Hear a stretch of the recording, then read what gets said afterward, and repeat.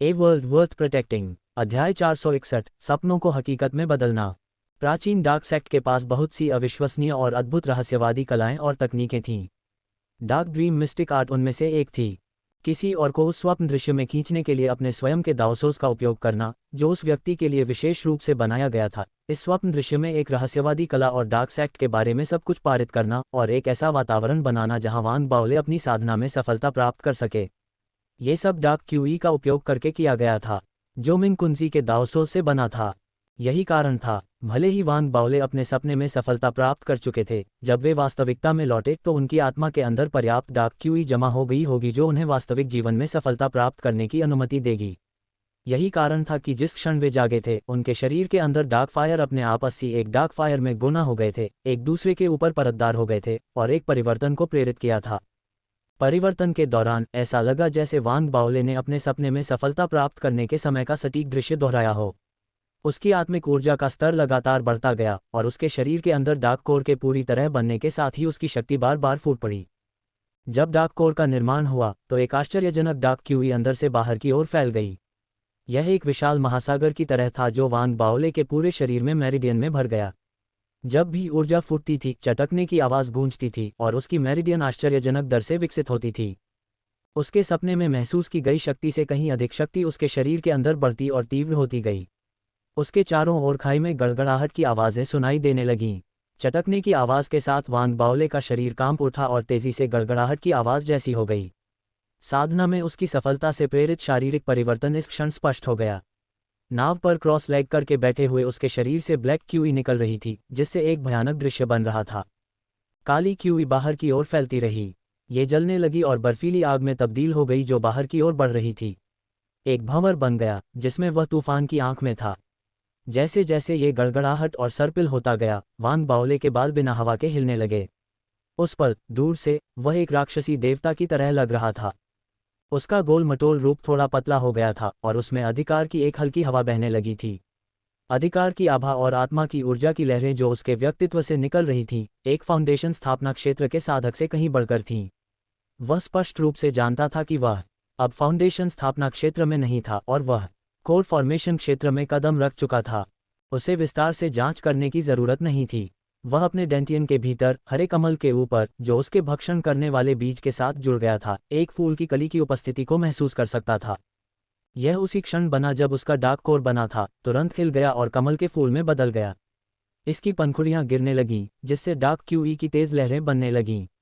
जैसे जैसे पंखुड़ियां गिरी और दूर चली गईं, कली के भीतर दिखाई दिया एक कमल। मूल हरे कमल में सिर्फ कमल के बीज का सिर था। बीज का सिर बीज पैदा करने में सक्षम था और बेहोश स्पिरिट क्यूई की लहरें छोड़ता था। अब एक दूसरा कमल दिखाई दिया था। ये पहले कमल से स्पष्ट रूप से अलग था। ये काले रंग का था और डार्क क्यूई की लहरें छोड़ता था और यह एक भयानक चमक से घिरा हुआ था। करीब से जांच करने पर कोई देख सकता था, इस कमल के सिर के भीतर उसका डार्क कोर बैठा था। अंदर के डार्क कोर की वजह से ही ये दूसरा कमल और इससे निकलने वाली शक्ति किसी को भी यह एहसास कराती थी कि यह सूरज जैसा है। इसकी शक्ति स्पष्ट रूप से पहले कमल से ज्यादा थी। गुणवत्ता के मामले में यह एक अलग दर्जे का लग रहा था। यह इसका अंत नहीं था। विचित्र परिवर्तन अभी समाप्त नहीं हुआ था और वांग बाओले दूसरे कमल के बगल में तीसरे कमल के बनने की शुरुआत को स्पष्ट रूप से देख सकता था। यह एक और फूल की कली थी। इस बिजली की कली के अंदर बिजली चमक रही थी और चमक रही थी, लेकिन ऐसा लग रहा था कि इसमें कुछ पोषक तत्वों की कमी थी जो इसे खिलने की अनुमति देते। यही कारण था कि यह अभी तक खिल नहीं पाया था। हालांकि वांग बाओले कल्पना कर सकता था कि एक बार यह कली खिलने के बाद उसके शरीर के अंदर एक तीसरा कमल दिखाई देगा। एक डार्क कोर है, दूसरा लाइटनिंग कोर। अगर ऐसा है तो हरे कमल के अंदर वास्तव में क्या है? वांग बाओले का चेतन मन अभी भी थोड़ा धुंधला था। ये प्रश्न सहज रूप से उभरे जब उसने सब कुछ देखा था। वह इस तरह की सोच को लंबे समय तक जारी नहीं रख सका। जैसे जैसे उसका दिमाग साफ और अधिक जागृत होता गया, डार्क ड्रीम के भीतर जो कुछ भी हुआ था वह उसकी आंखों के सामने उभर आया। वह कांप उठा और उसकी सांसें असमान हो गईं। Dark dream, dark sect. Wang Baole ने अपना सिर नीचे कर लिया।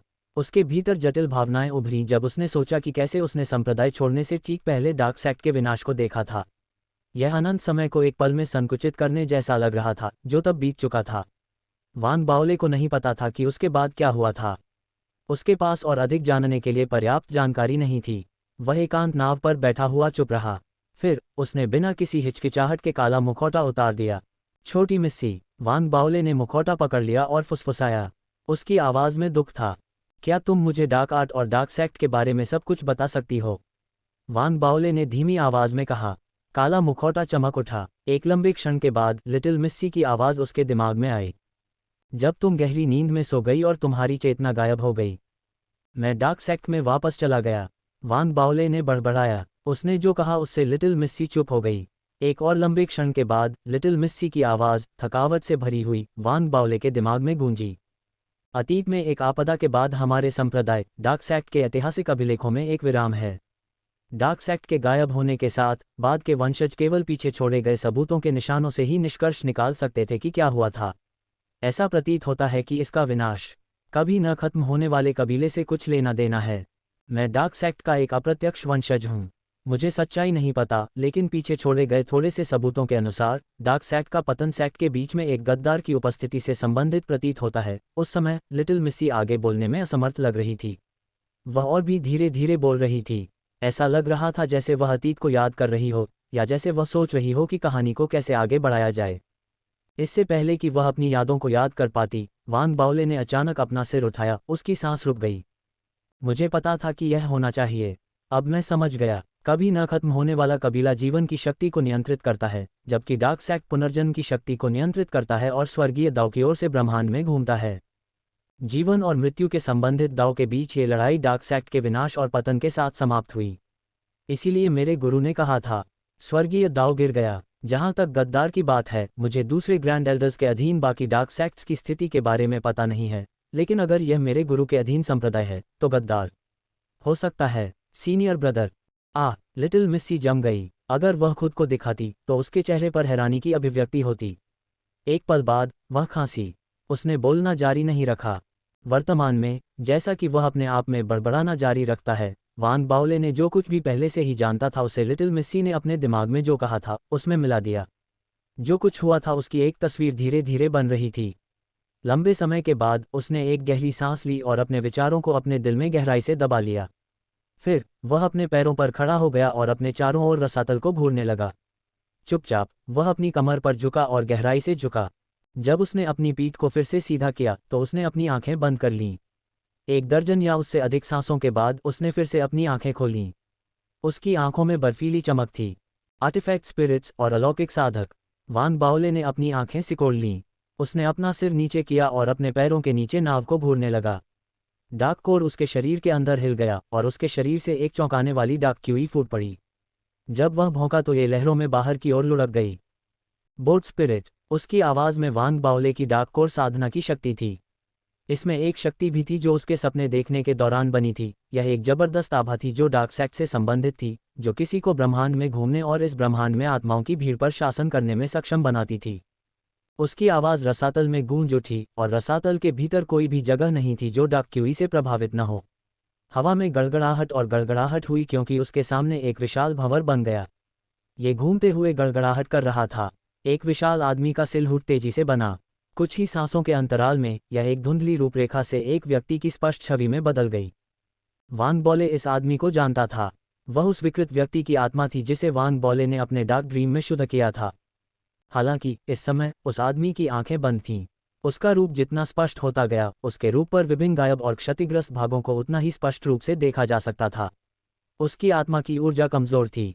उसके शरीर से निकलने वाले इशारे ने वांग बाओले को एहसास दिलाया कि जिसने उसे इस जगह में प्रवेश करने के लिए बुलाया था वह यही आत्मा थी। गुरु ने कहा कि जिसने मुझे बुलाया वह वही था और फिर भी वह नहीं था। शायद उसका मतलब यह है कि उसने मुझे इस आत्मा के माध्यम से बुलाया। वांग बाओले ने बड़े आदमी की आत्मा को देखा और सोचा। उसकी आंखें नर्म हो गईं। हालांकि उसे वह करना था जो उसे करना था। हाथ की मुहरों की एक श्रृंखला के साथ उसके शरीर के अंदर डार्क कोर सक्रिय हो गया। डार्क सील्स में से एक जो मिंग कुंजी ने उसे अपने डार्क ड्रीम में दी थी वह तुरंत गायब हो गई। ये वांग बाओले के सामने प्रकट हुई और बड़े आदमी की ओर दौड़ी। इसने खुद को उस आदमी के माथे पर जला लिया और खुद को आत्मा में समाहित कर लिया। ऐसा लग रहा था कि इसने उस आदमी की मूल यादों को बदल दिया है। वे यादें जो मिंग कुंजी ने डार्क ड्रीम में बनाई थीं। इसे पूरा करके ही बोट स्पिरिट वास्तव में वांग बाओले की हो सकती थी। उसके सपनों में सब कुछ हकीकत बन गया। बड़ा आदमी कांप उठा और उसकी बंद आंखें अचानक खुल गईं। जब उसने वांग बाओले को देखा तो उसकी आंखों में एक भयंकर उत्साह था और उसने तुरंत अपना सिर नीचे किया और अपनी मुट्ठियां बांध लीं और गहराई से झुक गया। नमस्कार गुरु। जैसे ही बोट स्पिरिट की आत्मा पर वांग बाओले की डाक सील लगी और उसके अभिवादन के बाद वांग बाओले के अंदर एक अजीब और विचित्र भावना उभरी। ऐसा लगा जैसे वह एक ही विचार से बोट स्पिरिट के जीवन और मृत्यु का निर्धारण कर सकता है। वांग बाओले ऐसी भावना से अपरिचित नहीं था। ये बिल्कुल वैसी ही शक्तिशाली भावना थी जो उसने डार्क सेक्ट में रहने के दौरान 3 आत्माओं के प्रति महसूस की थी जिन्हें उसने शुद्ध किया था। इसके बाद रोब स्पिरिट और ओ स्पिरिट। वांग बाओले ने अपनी आंखें सिकोड़ लीं। उसने उन दुर्भावनापूर्ण इरादों के बारे में सोचा जो 2 आर्टिफैक्ट स्पिरिट ने अतीत में उसके प्रति रखे थे, फिर सूंघ लिया। वर्तमान में काली नाव पर खड़े होकर उसने अपना दाहिना हाथ उठाया। उसके हाथ की एक लहर के साथ नाव गड़गड़ाहट और आगे की ओर बढ़ी, रसातल में पिघल गई। ये बिना किसी निशान के गायब हो गई। जब ये फिर से दिखाई दिया तो ये शहर के केंद्रीय सार्वजनिक चौक में भूमिगत दुनिया के तीसरे स्तर पर था। वर्तमान में बड़े और छोटे लड़के दोनों समान रूप से घबराए हुए थे। उन्हें नहीं पता था कि गहरी गुफा में प्रवेश करने के बाद वांग बाओले किस तरह के परिवर्तन से गुजरेंगे। हालांकि उनके दिलों में हिंसा भर गई थी। वांग बाओले को मारने की उनकी इच्छा बहुत प्रबल थी, हालांकि वे खुद ऐसा नहीं कर सकते थे। इस तरह उन्होंने इस भूमिगत दुनिया के सभी शक्तिशाली जानवरों को बुलाया था और उन्हें गुफा के बाहर इकट्ठा किया था। वे वांग बाओले के प्रकट होने का इंतजार कर रहे थे। उन्होंने राक्षसों को गुफा में लाने का प्रयास किया था। हालांकि गुफा के अंदर एक अवरोध था जो किसी भी अन्य चीज को अंदर जाने से रोकता था। चाहे राज्य के उपदेशक और युवा लड़के कितने भी चिंतित क्यों न हो, वे केवल बाहर ही प्रतीक्षा कर सकते थे क्योंकि उन्होंने गुफा को घेर लिया था। जब वे चिंता और घबराहट से व्याकुल खड़े थे और राक्षसों की भीड़ ने गुफा को घेर लिया तो अचानक आकाश बदल गया। हवाएं गरजने लगीं, बादल उबलने लगे और हवा में एक तेज धमाका हुआ। धरती अचानक कांप उठी और ढह गई क्योंकि जमीन में बड़ी बड़ी दरारें दिखाई देने लगीं। दरारों से एक भयानक आभा फूटी और एक तूफान में बदल गई जो आसमान तक पहुंच गया। धरती टूट गई और पत्थर और मिट्टी के टुकड़ों में बिखर गई। वे हवा में उछल गए। गुफा के चारों ओर के राक्षसों ने भयानक चीखें निकाली क्योंकि वे अचानक तेज बल से बह गए और जल्दी से पीछे हट गए। सब कुछ बहुत जल्दी हुआ था। बुजुर्ग राज्य उपदेशक और युवा लड़के के चेहरे पर चिंता की लकीरें उभर आईं। जैसे ही उनके पैरों के नीचे की जमीन खिसक गई, एक विशालकाय काली नाव धरती से ऊपर उठती हुई आई। हवा में गड़गड़ाहट की आवाजें गूंज उठीं। काली नाव धरती को चीरती हुई बुजुर्ग और युवा लड़के के सामने आ गई। उन्होंने तुरंत वांग बाओले को देखा, जिसके हाथ उसकी पीठ के पीछे थे। वह नाव पर था। राज्य उपदेशक और युवा लड़के के दिलों में एक अवर्णनीय भय उमड़ पड़ा और उनके चेहरों पर असंख्य भावनाएं उभर आईं। डार्क सेक्ट की उनकी यादें और डर तुरंत पूरी तरह से सामने आ गए। लड़का खास तौर पर कांप उठा। उसकी आंखों में हिंसा और पागलपन दिखाई दिया और उसने तीखी चीख निकाली। जैसे ही उसकी तीखी चीख हवा में गूंजी, पीछे धकेले गए राक्षस चिल्लाने लगे मानो उत्तेजित हो गए हों। उनके दिलों में डर की परवाह किए बिना उनकी आंखें लाल हो गईं और वे पागलों की तरह वांग बाओले पर टूट पड़े। अहंकारी मूर्ख। वांग बाओले की आंखों में बर्फ जमी हुई थी, जैसा कि उसने ठंडे स्वर में कहा। एक विचार के साथ उसके पैरों के नीचे की काली नाव अचानक एक काली रोशनी से चमक उठी। ये रोशनी शिलालेखों की लहरों की तरह थी जो लुढ़कती हुई बाहर की ओर बह रही थी। जहां से यह गुजरी वहां हमलावर राक्षस हिंसक रूप से कांप उठे और स्थिर हो गए। चाहे उनकी साधना का स्तर कितना भी ऊंचा क्यों न हो, उनका अस्तित्व डार्क आर्टिफैक्ट से जुड़ा हुआ था। डार्क आर्टिफैक्ट द्वारा दी गई आत्मिक ऊर्जा के कारण वे बदल गए थे और उनका उत्परिवर्तन डार्क आर्टिफैक्ट का प्रत्यक्ष परिणाम था। उनके शरीर और रक्त में एक अंतर्निहित दोष था। इस दोष ने उन्हें डार्क आर्टिफैक्ट और वांग बाओले के सामने कमजोर और असहाय बना दिया। जैसे ही शिलालेखों की लहरें बाहर की ओर बहीं, जोरदार धमाकेदार विस्फोट हुए। राक्षस एक एक करके फट गए। वे स्वर्ग और पृथ्वी के बीच खिलने वाले रक्त लाल फूलों की तरह थे। राक्षसों का आसानी से खत्म होना एक भयानक दृश्य था और इसने लड़के की पुतलियां सिकुड़ने लगीं। हालांकि वह स्पष्ट रूप से एक बेहद हिंसक चरित्र का था। वांग बाओले के शरीर के अंदर की डार्क फायर से उसे होने वाले नुकसान की सीमा को जानते हुए भी उसने भागने का विकल्प नहीं चुना। इसके बजाय ऐसा लग रहा था जैसे वह पागल हो गया हो। उसकी आंखें लाल हो गईं और अपने हाथ की एक लहर के साथ उसने विस्फोटित राक्षसों से बहे ताजे खून को अपनी ओर खींच लिया। दूर से ऐसा लग रहा था कि ताज़ा खून तुरंत जम गया था और खून की एक नदी बन गई थी। ये बहता हुआ और छोटे लड़के के चारों ओर घूमता हुआ खून के रंग का सुरक्षा कवच बना रहा था। ऐसा लग रहा था कि वह डार्क फायर से खुद का बचाव करने के लिए कवच का इस्तेमाल करना चाहता था। कवच के अंदर लड़का चिल्लाया। वांग बाओले पर हमला करते हुए उसकी गति उसकी सीमाओं के चरम पर पहुंच गई। वांग बाओले हमलावर हिंसक लड़के से बेपरवाह रहा। अगर यह उसके डार्क ड्रीम से पहले हुआ होता तो उसके पास इस स्थिति में कोई मनोवैज्ञानिक बढ़त नहीं होती। हालांकि अपने डार्क ड्रीम में डार्क सेक्ट में उसने बहुत सारी आत्माएं देखी थीं। उसने डार्क सेक्ट की आत्माओं पर शक्ति का भी अनुभव किया था। वह वहां गया था, उसे किसी आत्मा का कोई डर नहीं था। इस तरह की मनोवैज्ञानिक बढ़त का मतलब था कि वह आने वाले लड़के से परेशान नहीं था। आखिरकार उसने डार्क ड्रीम में इस लड़के की आत्मा को व्यक्तिगत रूप से शुद्ध किया था। भले ही यह एक सपने की याद थी, लेकिन जब उसने अपने डार्क कोर के अंदर आराम कर रहे डार्क सील से लड़के को ब्रांड किया तो इस लड़के की यादें बदल गईं और सपने में मौजूद यादों के समान हो गईं। इसका मतलब था कि वांग बाओले को किसी भी चीज़ से कोई फर्क नहीं पड़ा। उसने शांत भाव से कहा, तुम बहुत शोर मचा रहे हो। जैसे ही उसने कहा, वांग बाओले ने अपना दाहिना हाथ उठाया।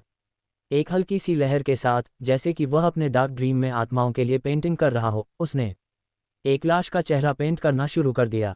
जैसे ही उसकी उंगली जमीन पर पड़ी, चिल्लाता और हमला करता लड़का अचानक कांप उठा। एक शक्ति जिसका वह विरोध करने में असमर्थ था, जिसने उसके चारों ओर खून के रंग के कवच की अवहेलना की, उसकी आत्मा पर उतरी। यह एक ब्रश के स्पर्श की तरह था, एक हल्का सा स्ट्रोक उसकी आत्मा पर पड़ रहा था। एक पल में उसका मुंह गायब हो गया और चीखना बंद हो गया। लड़का हिंसक रूप से कांप उठा। जैसे ही उसकी आंखों में आतंक छा गया, वांग बाओले ने अपना दाहिना हाथ फिर से लहराया। तुरंत लड़के का आधा शरीर गायब हो गया, मानो मिट गया हो। लड़के की आंखों में भावनाएं उस समय के डर से बढ़कर थीं। ये सदमे में बदल गई थीं। अपनी आत्मा के टुकड़े टुकड़े हो जाने का एहसास, जिसे वह लगभग भूल चुका था, एक बार फिर उसकी यादों की गहराई से बाहर निकल आया था। यह एक समुद्र की तरह था जो उसे डुबाने की धमकी दे रहा था। लड़का कांपने लगा और उसकी आंखों में निराशा और विनती दिखाई देने लगी। ये वह शक्ति थी जो डार्क सेक्ट के पास आत्माओं पर थी। ये वह शक्ति थी जो डार्क चाइल्ड के पास आर्टिफैक्ट स्पिरिट पर थी। यह एक ऐसी शक्ति थी जो किसी की साधना के स्तर की अवहेलना करती थी। भले ही वांग बाओले केवल कोर फॉर्मेशन क्षेत्र में था और भले ही लड़के का साधना स्तर वांग बाओले से स्पष्ट रूप से अधिक था, वह केवल एक आर्टिफैक्ट स्पिरिट था। जब तक उसकी आत्मा एक निश्चित साधना स्तर तक नहीं पहुंच जाती, वह वांग बाओले की रहस्यमय कला के सामने असहाय रहेगा। क्या तुम्हें अपने घुटनों पर नहीं बैठना चाहिए? वांग बाओले ने लड़के की आंखों में विनती देखी और अपनी उंगली को स्थिर रखते हुए शांति से बोला। जैसे ही उसने ये कहा, लड़का धड़ाम से अपने घुटनों पर गिर गया।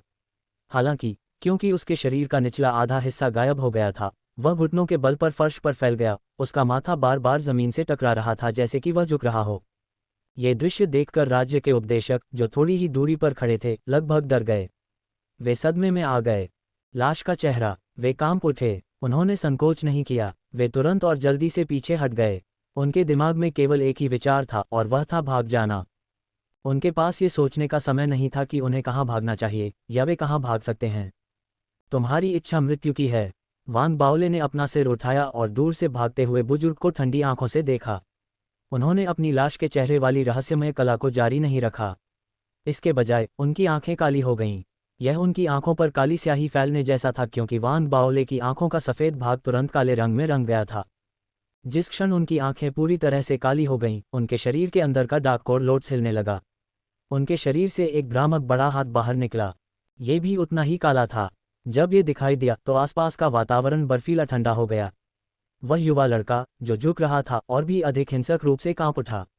उसकी आंखों में भय और भी तीव्र हो गया। जो राक्षस बचे थे और मारे नहीं गए थे, वे सभी कांपने लगे। जैसे ही आतंक और भय हवा में भर गया, वांग बाओले के शरीर से निकला हुआ विशाल हाथ अचानक बाहर निकल आया और सीधे उस बुजुर्ग की ओर बढ़ गया जो दूर भाग रहा था। आत्मा मार्गदर्शन, राज्य उपदेशक चिल्लाया। उसकी आंखें निराशा से रंगी हुई थीं, क्योंकि वह भागने की कोशिश कर रहा था लेकिन ऐसा करने में विफल रहा। आत्मा मार्गदर्शक हाथ उसके पास आया और उसे पकड़ लिया। उसने बिना किसी लाभ के संघर्ष किया। अचानक फेंके जाने के साथ वह वांग बाओले के ठीक सामने नाव पर फेंका गया। वांग बाओले ने उस बुजुर्ग को ठंडेपन से देखा जिसे आत्मा मार्गदर्शक हाथ ने पकड़ लिया था। फिर उसने कांपते हुए युवा लड़के को देखा जो अभी भी झुक रहा था। अपने दाहिने हाथ की एक लहर के साथ उसके डार्क कोर में मौजूद अन्य 2 डार्क सील उड़ गए और 2 आत्माओं को दाग दिया। दोनों आर्टिफैक्ट आत्माएं कांप उठीं। फिर उन्होंने कांपना बंद कर दिया। उनकी यादों के बदलने के साथ ही उनकी आंखों में जोश भर गया। उनकी यादों में उन्हें वांग बाओले ने व्यक्तिगत रूप से शुद्ध किया था। वे आर्टिफैक्ट आत्माएं थीं जो वांग बाओले की थीं। क्या आपको अपनी स्थिति फिर से नहीं संभालनी चाहिए? वांग बाओले ने शांत भाव से कहा और उसने आत्मा मार्गदर्शक हाथ वापस ले लिया। राज्य उपदेशक आगे बढ़ा और एक काले वस्त्र में बदल गया। ये वांग बाओले की ओर दौड़ा और उसके कंधों पर गिर गया। उसी समय जैसे ही वांग बाओले ने अपना दाहिना हाथ उठाया, छोटा लड़का भी बदल गया। वह एक काले लालटेन चप्पू में बदल गया और वांग बाओले के हाथ में आ गया। वांग बाओले ने उसे पकड़ लिया। अचानक पूरी भूमिगत दुनिया, उसके आसमान और ज़मीनें कांप उठीं। इसके ऊपर दूसरा और पहला स्तर, पूरा डार्क आर्टिफैक्ट, हिंसक रूप से कांप उठा। दूर से वांग बाओले ने एक काला वस्त्र पहना हुआ था और एक काली नाव पर खड़ा था। उसका पूरा आभामंडल बदल गया था। उसके हाथ में लालटेन की चप्पू थी और उसकी नोक पर लालटेन लटकी हुई थी, जिससे एक अजीब सी चमक निकल रही थी। अगर झाओ पिनफेंग इस समय यहाँ होते तो उन्हें ये जानकर आश्चर्य और उत्साह होता कि वांग बाओले की आकृति उनकी दीवार पेंटिंग में मौजूद सिलहूट से मिलती जुलती लग रही थी। वे एक ही थे। लालटेन की पतवार थामने और काला लबादा पहनने के बाद वांग बाओले ने अपनी आंखें बंद कर लीं और इस भूमिगत दुनिया में खड़ा हो गया।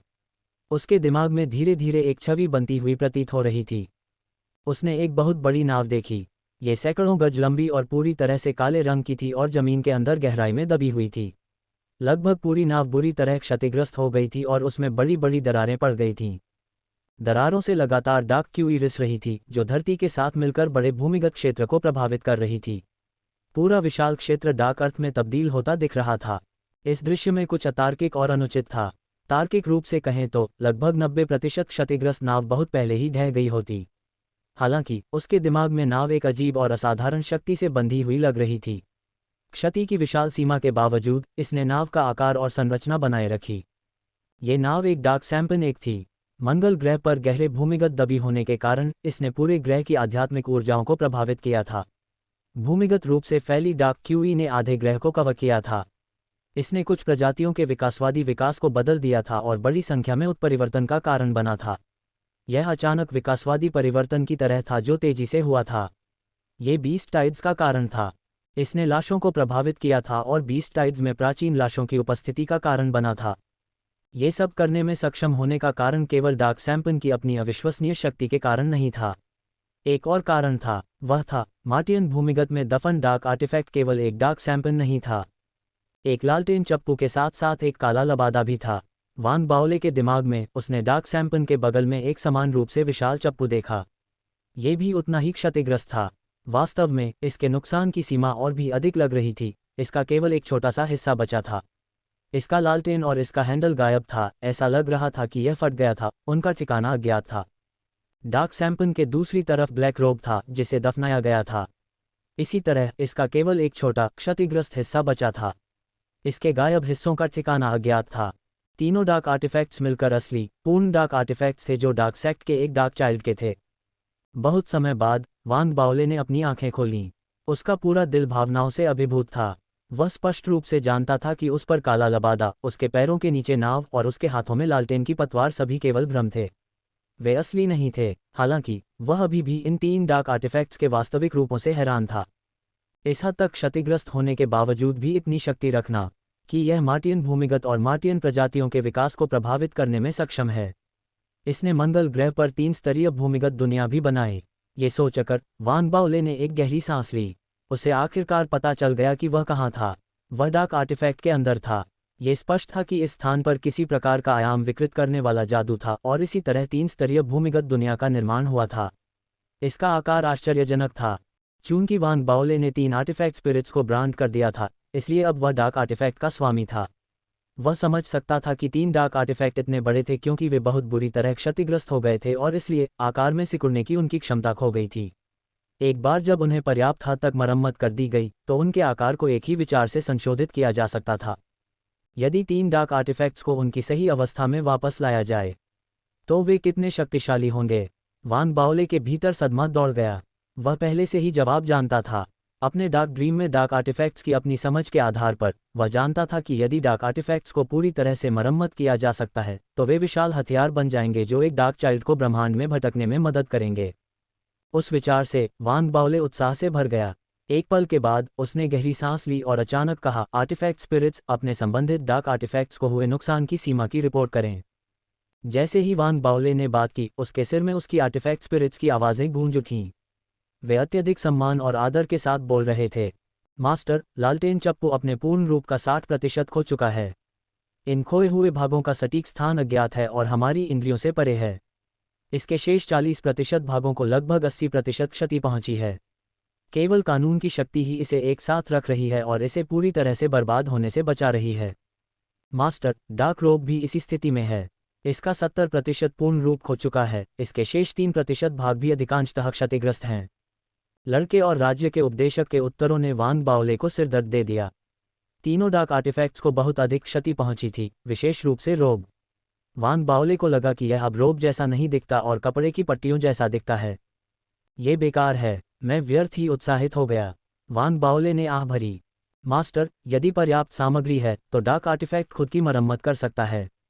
जब तक डार्क आर्टिफैक्ट्स में से किसी एक को 10% कार्यक्षमता पर बहाल किया जाता है, तब तक यह एक निरंतर सुरक्षात्मक अवरोध स्थापित करने में सक्षम होगा जो स्पिरिट इमॉर्टल दायरे से नीचे के किसी भी व्यक्ति के हमलों का सामना कर सकता है। डार्क आर्टिफैक्ट की आर्टिफैक्ट स्पिरिट के शब्दों ने वान बाओले को उम्मीद दी। वह एक बार फिर डार्क आर्टिफैक्ट की शक्ति से चौंक गया। आप केवल 10% कार्यक्षमता के साथ इसे प्राप्त कर सकते हैं। क्या होगा यदि यह अधिक हो? यदि डार्क सैम्पन को इसकी कार्यक्षमता के 30% पर बहाल किया जा सकता है, तो यह एक ऐसा हमला करने में सक्षम होगा जो अधिक स्पिरिट इमॉर्टल दायरे में एक प्रतिद्वंद्वी है।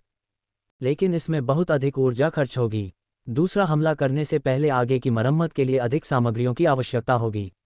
ये देखते हुए कि लालटेन चप्पू और डार्क रोब दोनों में उनके रूप के कुछ हिस्से गायब हैं, मेरा सुझाव है कि पहले डार्क सैम्पन की मरम्मत शुरू करें। डार्क सैम्पन की आर्टिफैक्ट स्पिरिट बोलते ही उसने वान बाओले को सामग्रियों की एक सूची थमा दी। अगर यह पहले होता तो लड़का और राज्य उपदेशक डार्क सैम्पन की आर्टिफैक्ट स्पिरिट का खंडन कर देते, लेकिन अब उनके दिल में निराशा और निराशा के अलावा कुछ नहीं था। वे केवल आज्ञाकारी रूप से उनके आदेशों का पालन कर सकते थे। आखिरकार, डार्क सैम्पन की मरम्मत से शुरुआत करना वास्तव में वर्तमान में सबसे अच्छा विकल्प था। वान बाओले की आंखें चमक उठीं। हालांकि, आवश्यक सामग्रियों की सूची पढ़ने के बाद वह अपने माथे पर हाथ मारने से खुद को नहीं रोक सका। डार्क सैम्पन की मरम्मत के लिए आवश्यक सामग्री बहुत ज्यादा थी। उनमें से कई अत्यंत दुर्लभ सामग्री थीं और कुछ सामग्री वास्तव में तारकीय स्रोत थीं। वान बाओले ने अपने धार्मिक कलाकृतियों को परिष्कृत करने में जितनी भी सामग्रियों का इस्तेमाल किया था, वे इस सूची में मौजूद सामग्रियों के 10,000वें हिस्से के मूल्य की तुलना में भी नहीं थीं। वह खुद को आहें भरने से नहीं रोक सका। मुझे यकीन है कि मैं इन सामग्रियों से कुछ दिव्य आयुध बना सकता हूँ। मास्टर, आप वाकई ऐसा कर सकते हैं। हालांकि, उनमें कानून की शक्ति की कमी होगी। परिणामस्वरूप, वे केवल निम्न श्रेणी के दिव्य आयुध होंगे, राज्य के उपदेशक ने जल्दबाजी में कहा, इससे पहले कि नावात्मा कुछ भी कह सके और अपनी योग्यता साबित करने की कोशिश करे। वान बाओले की आंखें चमक उठीं। डार्क ड्रीम में रहते हुए उसने काफी विस्तार से पढ़ा था, लेकिन उसे दिव्य आयुधों के बारे में कोई जानकारी नहीं मिली थी। वह आगे सवाल करने से खुद को नहीं रोक सका। निम्न श्रेणी के दिव्य आयुध? हाँ, मास्टर, दिव्य आयुध निम्न श्रेणी, मध्यम श्रेणी, उच्च श्रेणी और उत्तम श्रेणी के आयुधों में विभाजित हैं। प्रत्येक श्रेणी के बीच का अंतर बहुत बड़ा है। ये स्वर्ग और पृथ्वी जैसा है। लड़के को एहसास हुआ कि अगर वे पहले डार्क सैम्पन की मरम्मत करके शुरू करते हैं तो उसकी कीमत गिर जाएगी। इसलिए उसने जल्दबाजी में बात की थी। क्या आपने फेडरेशन के दिव्य आयुध को देखा है? ये किस श्रेणी का है? वान बाओले ने तुरंत पूछा। नहीं, लेकिन हमने इसे पहले भी महसूस किया है। यह एक निम्न श्रेणी का दिव्य आयुध है। निम्न श्रेणी? डार्क आर्टिफैक्ट के बारे में क्या ख्याल है? वान बाओले की सांसें असमान हो गईं। तीनों डार्क आर्टिफैक्ट मध्यम श्रेणी की आर्टिफैक्ट हैं। अपने पूर्ण रूप में वे एक उच्च श्रेणी के दिव्य आयुध की शक्ति को प्रकट करने में सक्षम हैं। जब वान बाओले ने यह सुना तो वह इतना उत्साहित हो गया कि वह कांप उठा। उसकी आंखें एक तेज रोशनी से जल उठीं और आग ने उसके अंदर के हिस्से को जला दिया। ऐसा लग रहा था जैसे उसने अभी अभी सड़क के किनारे पड़ा कोई अमूल्य और अनमोल खजाना उठा लिया हो। उसने सोचा कि संघ का दिव्य आयुध एक अत्यंत शक्तिशाली आर्टिफैक्ट है, इतना शक्तिशाली कि उसका वर्णन नहीं किया जा सकता। हालांकि, ये केवल एक निम्न श्रेणी का आयुध था। दूसरी ओर, उसका डार्क आर्टिफैक्ट पूरी तरह से मरम्मत हो जाने के बाद एक उच्च श्रेणी का आयुध बन जाएगा। वह चाहता था कि वह तुरंत सभी आवश्यक सामग्री जुटा सके और अपने डार्क आर्टिफैक्ट को पूरी तरह से बहाल कर सके। उसकी आंखें लाल हो गईं। वह एक भूखे भूत की तरह था जो 1000 साल से भूखा था। अचानक अपने चारों ओर नजर घुमाते ही उसकी आंखें लाल रोशनी से चमक उठीं। संसाधन, मुझे बहुत सारे संसाधनों की जरूरत है, वान बाओले ने बड़बड़ाया। उस पल, उसके दिमाग में अचानक 3 आकृतियां दिखाई दी, 3 नवजात आत्मा क्षेत्र के अलौकिक साधक।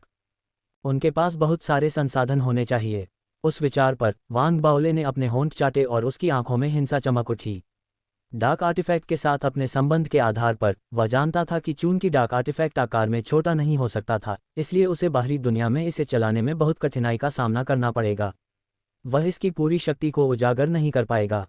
हालांकि डार्क आर्टिफैक्ट के अंदर, डार्क आर्टिफैक्ट द्वारा बनाई गई इस 3 स्तरीय दुनिया के भीतर, वह एक भगवान की तरह था। भले ही वह आर्टिफैक्ट स्पिरिट्स की शक्ति को इकट्ठा करके अत्यंत शक्तिशाली संस्थाओं के खिलाफ खुद को नहीं बचा पाएगा, लेकिन उसके लिए 3 नवजात आत्माओं के खिलाफ लड़ना असंभव नहीं था। चलो चलते हैं, हम डार्क सैम्पन को ठीक करने के लिए संसाधन प्राप्त करने जा रहे हैं। वान बाओले ने अपनी आंखें सिकोड़ लीं। बोलते समय उसने अपने हाथ में भ्रामक लालटेन की चप्पू को आगे की ओर इशारा किया। आकाश और पृथ्वी गरज उठे और पूरी 3 स्तरीय भूमिगत दुनिया हिल गई। एक साथ अनगिनत क्षेत्रों से प्रकाश फूट पड़ा। वान बाओले पर भ्रामक काला लबादा हवा में लहराया क्योंकि उसके पैरों के नीचे डार्क सैम्पन हिलने लगा। बिना आवाज किए वे आसमान में दौड़ पड़े, तुरंत रसातल में पिघल गए और बिना किसी निशान के गायब हो गए। डार्क ड्रीम में 1 साल वास्तविक दुनिया में 1 दिन के बराबर था। डार्क आर्टिफैक्ट द्वारा निर्मित 3 स्तरीय भूमिगत दुनिया में फंसे 3 अलौकिक साधकों के लिए वान बाओले को खोए हुए सिर्फ 1 दिन बीता था। उनके अंदर क्रोध जल रहा था। वे वान बाओले को बहुत बुरी तरह से मारना चाहते थे, लेकिन वे घबराए नहीं। अपने ज्ञान और अनुभव से वे बता सकते थे कि डार्क आर्टिफैक्ट द्वारा निर्मित भूमिगत दुनिया एक बंद ब्रह्मांड थी। इस जगह से बाहर निकलने का रास्ता न मिलने के बाद उन्होंने अंदर की ओर जाने और अपनी खोज जारी रखने का फैसला किया। उन्हें या तो वान बाओले मिलेंगे या बाहर निकलने का कोई रास्ता। समय के साथ उन्हें लगा कि वे दोनों में से किसी एक को पूरा करने में सक्षम होंगे। वास्तव में उनके दोनों को पूरा करने में सक्षम होने की बहुत संभावना थी। वास्तव में ऐसा ही हुआ। उनके पास बहुत सारे संसाधन थे और उनके पास कई तरकीबें थीं, जिसमें एक रहस्यवादी कला भी शामिल थी जो उन्हें उनके बड़े द्वारा दी गई थी, जिसका उपयोग विशेष रूप से ऐसे निषिद्ध मंत्रों को दूर करने के लिए किया जाता था। इसे मुक्त करने के लिए उनके संयुक्त प्रयासों की आवश्यकता थी, लेकिन यह विशेष रूप से निषिद्ध सरणी संरचनाओं का मुकाबला करता था। इसकी शक्ति अविश्वसनीय थी। कुछ और दिन दिए जाने पर वे वास्तव में डार्क आर्टिफैक्ट से बाहर निकल सकते हैं या वान बाओले तक अपना रास्ता खोज सकते हैं। हालांकि वे कल्पना भी नहीं कर सकते थे कि एक ही दिन में ज्वार बदल गया था। वर्तमान में उन्होंने भूमिगत दुनिया के दूसरे स्तर में एक कमजोर जगह पाली थी और इसे तोड़ने के लिए एक साथ काम कर रहे थे। धरती और आसमान कांप उठे क्योंकि आकाश में एक भंवर दिखाई दिया। पहले तो ये धीरे धीरे घूम रहा था, लेकिन जैसे जैसे वे जादू करते रहे ये तेजी से घूमने लगा। जैसे जैसे ये तेजी से घूम रहा था, भंवर के केंद्र में एक रास्ता दिखाई दिया। यह उस समय अस्थिर लग रहा था, लेकिन संभावना थी कि यह थोड़ी देर बाद स्थिर हो जाएगा, जो भूमिगत दुनिया के पहले स्तर और दूसरे स्तर को जोड़ेगा। एक बार जब वे पहले स्तर में प्रवेश कर जाते तो वे डार्क आर्टिफैक्ट से बाहर निकलने में सक्षम हो जाते। उनका इरादा विभिन्न स्तरों के माध्यम से एक मार्ग बनाने और वान बाओले की तलाश करने से पहले भागने का एक साधन सुरक्षित करना था। एक बार जब हम पहले स्तर पर पहुंच जाते हैं और मार्ग को सक्रिय कर देते हैं, तो हम तुरंत इसे सील कर देंगे, फिर जाकर उस लानत के मोटे आदमी को ढूंढ लेंगे। जब तक कि वह सच में बेवकूफ़ न हो, तो इस बात की संभावना है कि उसका असली नाम ज़ुओयिक्सियन न हो, वरना वह हमें अपना नाम क्यों चिल्लाकर बताएगा। इससे कोई फर्क नहीं पड़ता। वह तो लाश दफनाने वाले चूहे की तरह है। वह तो बस एक और चूहा है जो छेद खोदने में बेहतर है। उन सभी के चेहरे पर बदसूरत भाव थे। जब वे अपने मातृगृह पर वापस आए थे या जब वे अन्य सभ्यताओं को लूट रहे थे, तब भी उन्हें कभी भी फाउंडेशन स्थापना क्षेत्र के साधक का सामना नहीं करना पड़ा था, जिसके पास इतनी सारी तरकीबें थीं, जिसे दबाना इतना मुश्किल था और जो इतना क्रूर और सनकी था।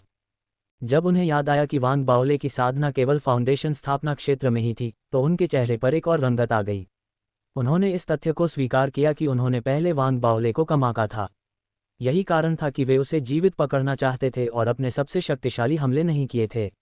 उन्होंने वान बाओले को एक मौका दिया था। यही वह मौका था जिसने उनके लिए स्थिति बदल दी।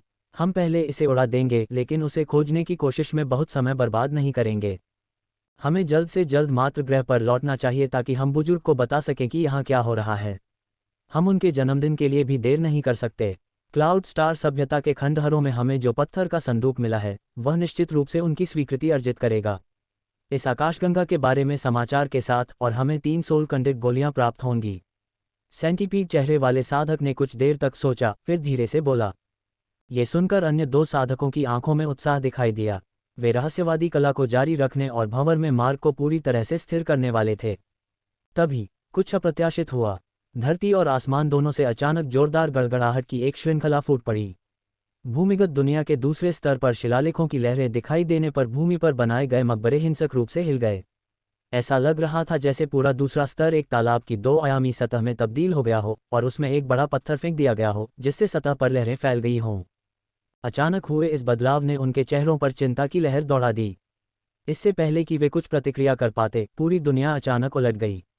स्वर्ग धरती बन गया और कब्रिस्तान आसमान बन गए। पूरी दुनिया में शिलालेखों की अंतहीन लहरें फैल गईं। जल्द ही उनके पास दो भयानक भूतिया सिर दिखाई दिए।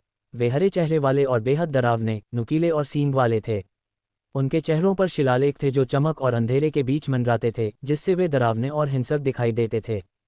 जैसे ही भूतिया सिर दिखाई दिए, उन्होंने अपने जबड़े चौड़े किए और दो साधकों की ओर दौड़े। उनका इरादा उन्हें पूरा निगलने का था। वे अविश्वसनीय रूप से तेज थे, जिससे उनसे बच पाना असंभव था। असहाय सेंटीपीड फेस साधक, जो दल का नेता था, और उसके बगल में घोड़े के चेहरे वाला साधक, अपनी पुतलियां सिकुड़ने के कारण पीछे हटने की कोशिश कर रहा था। उनके पास ऐसा करने के लिए बिल्कुल भी समय नहीं था। उनके शरीर को दो विशाल हरे चेहरे वाले भूतों ने निगल लिया। उसके बाद वे तुरंत गायब हो गए। जैसे ही वे गायब हुए, उल्टी दुनिया अपनी मूल स्थिति में वापस आ गई। शिलालेख की लहरें गायब हो गईं, साथ ही दुनिया पर आए परिवर्तनों और कलह की श्रृंखला भी गायब हो गई। एक मौत का सन्नाटा छा गया। पूरे देश में 3 अलौकिक साधकों में से केवल चौकोर चेहरे वाला साधक ही बचा था। उसके चेहरे पर असंख्य भावनाएं चमक उठीं। वह अंदर तक हिल गया था। वह पहले के दृश्य से स्पष्ट रूप से सदमे में था। अपने आतंक में उसने अपनी साधना की पूरी सीमा को उजागर किया, अपनी आध्यात्मिक इंद्रियों को बढ़ाया और पीछे हट गया, भयभीत और अत्यधिक सतर्क। जैसे ही वह पीछे हटा, उसने बिना किसी हिचकिचाहट के तेजी से हाथ की मुहरों की एक श्रृंखला बनाई। उसके माथे, उसकी आंखों के किनारों और उसके अंगों पर पपड़ियां दिखाई दीं। कुल 9 पपड़ियां थीं। वे सभी बैंगनी रंग की थीं और सभी से अविश्वसनीय आत्मिक ऊर्जा निकल रही थी। यह उसका सबसे शक्तिशाली हमला था, लेकिन इस हमले का हर प्रयोग उसकी जीवन शक्ति को खत्म कर रहा था। यही कारण था कि जब तक उसे किसी कोने में धकेला न जाए और मौत उसके ऊपर मंडरा रही हो, वह इसका इस्तेमाल नहीं करेगा। उसने इसे अब केवल उस डर के कारण इस्तेमाल किया था जो उसने अनुभव किया था। जैसे ही उसके शरीर में तीव्र भय और सतर्कता का संचार हुआ, चौकोर चेहरे वाले साधक ने अचानक गति पकड़ ली। वह 30 मिनट तक इधर उधर उड़ता रहा और उसने देखा कि उसके आसपास की हर चीज़ अपरिवर्तित बनी हुई है, कोई खतरा सामने नहीं आया। क्या हमने इस डार्क आर्टिफैक्ट के अंदर कोई जाल बिछा दिया है? चौकोर चेहरे वाले साधक के दिल में संदेह पैदा हो गया। भयानक सिरों का अचानक प्रकट होना और स्वर्ग और पृथ्वी का परिवर्तन बिल्कुल भयानक था। उसके साथियों को पूरी तरह निगल लिया गया था और अब उनके भाग्य का पता नहीं था। वह चिंतित और बेचैन था। अब जब सब कुछ सुरक्षित लग रहा था, तो उसके संदेह के बावजूद उसे राहत मिली, हालांकि थोड़ी सी। जैसे ही वह थोड़ा शांत हुआ, एक काली धुंध बिना आवाज के प्रकट हुई और पूरी कब्र से भरी भूमि को ढक लिया। ये पहले एक पतली धुंध थी, लेकिन कुछ सांसों के अंतराल में इसने पूरे स्वर्ग और पृथ्वी को ढक दिया। यह अचानक फैल गई, जिसने पूरी दुनिया को एक घने कोहरे से ढक दिया। यदि कोई ऊपर से नीचे देखे तो उसे धुंध से भरी भूमि दिखाई देगी, जो धुंध के समुद्र में तब्दील हो गई है। ये दृश्य चौकोर चेहरे वाले साधक को डराने लगा। वह पीछे हटने ही वाला था कि अचानक उसका पूरा शरीर कांप उठा। उसकी आंखें चौड़ी हो गईं जब उसने देखा कि भूमि से परे और आकाश में ऊंचे एक ऐसा क्षेत्र जो रक्त से लथपथ लग रहा था। एक ही पल में आकाश में रक्त के निशान की तरह एक रक्त लाल चांद दिखाई दिया। यह एक भयानक आभा बिखेर रहा था। धुंध और कोहरे के बीच, आकाश में लटके हुए रक्त चंद्रमा के बीच, उसके चारों ओर धीमी फुसफुसाहटें गूंजने लगीं। चौकोर चेहरे वाले साधक ने चाहे कितनी भी कोशिश की हो कि फुसफुसाहटें क्या कह रही थीं, वह कुछ भी समझ नहीं पाया। उसके दिल में भय भर गया और उसका चेहरा पीला पड़ गया। अचानक उसकी साधना भड़क उठी। अगले ही पल उसके शरीर पर लगे 9 तराजू से एक चमकदार, चकाचौंध करने वाली रोशनी निकली। ये साहस की अचानक खुराक की तरह था। वह चिल्लाया, ये कौन है? कौन मुझे डराने की कोशिश कर रहा है? चौकोर चेहरे वाले साधक की पुतलियां अचानक सिकुड़ गईं जब उसने चिल्लाया। वह अपनी आंखों के सामने, अपने सामने धुंध में एक अकेली नाव की धुंधली रूपरेखा देख सकता था। नाव पर कोई बैठा था। उसने काले वस्त्र पहने हुए थे और उसके सामने एक लालटेन की पतवार थी।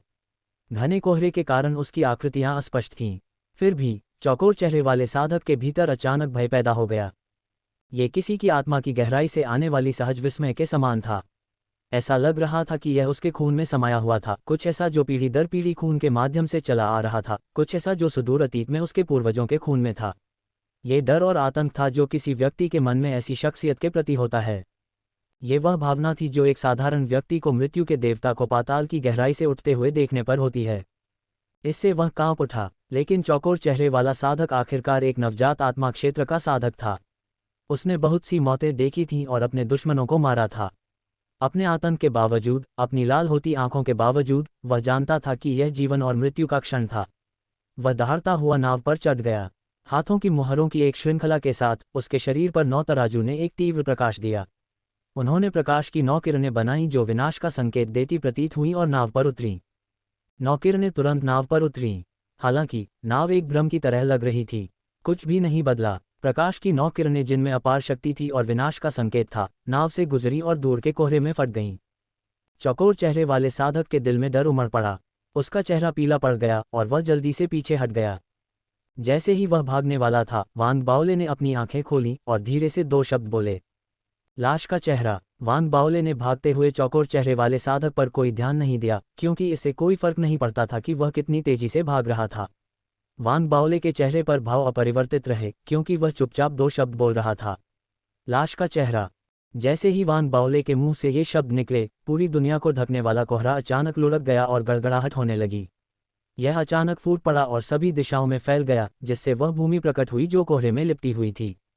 हालांकि उजागर भूमि अब वही कब्रिस्तान नहीं थी। यह एक सपाट सतह बन गई थी, दर्पण की तरह। दर्पण के किनारे फैलते रहे। कुछ ही सेकंड में ये भागते हुए चौकोर चेहरे वाले साधक को पकड़ लिया और उसके आगे निकल गया।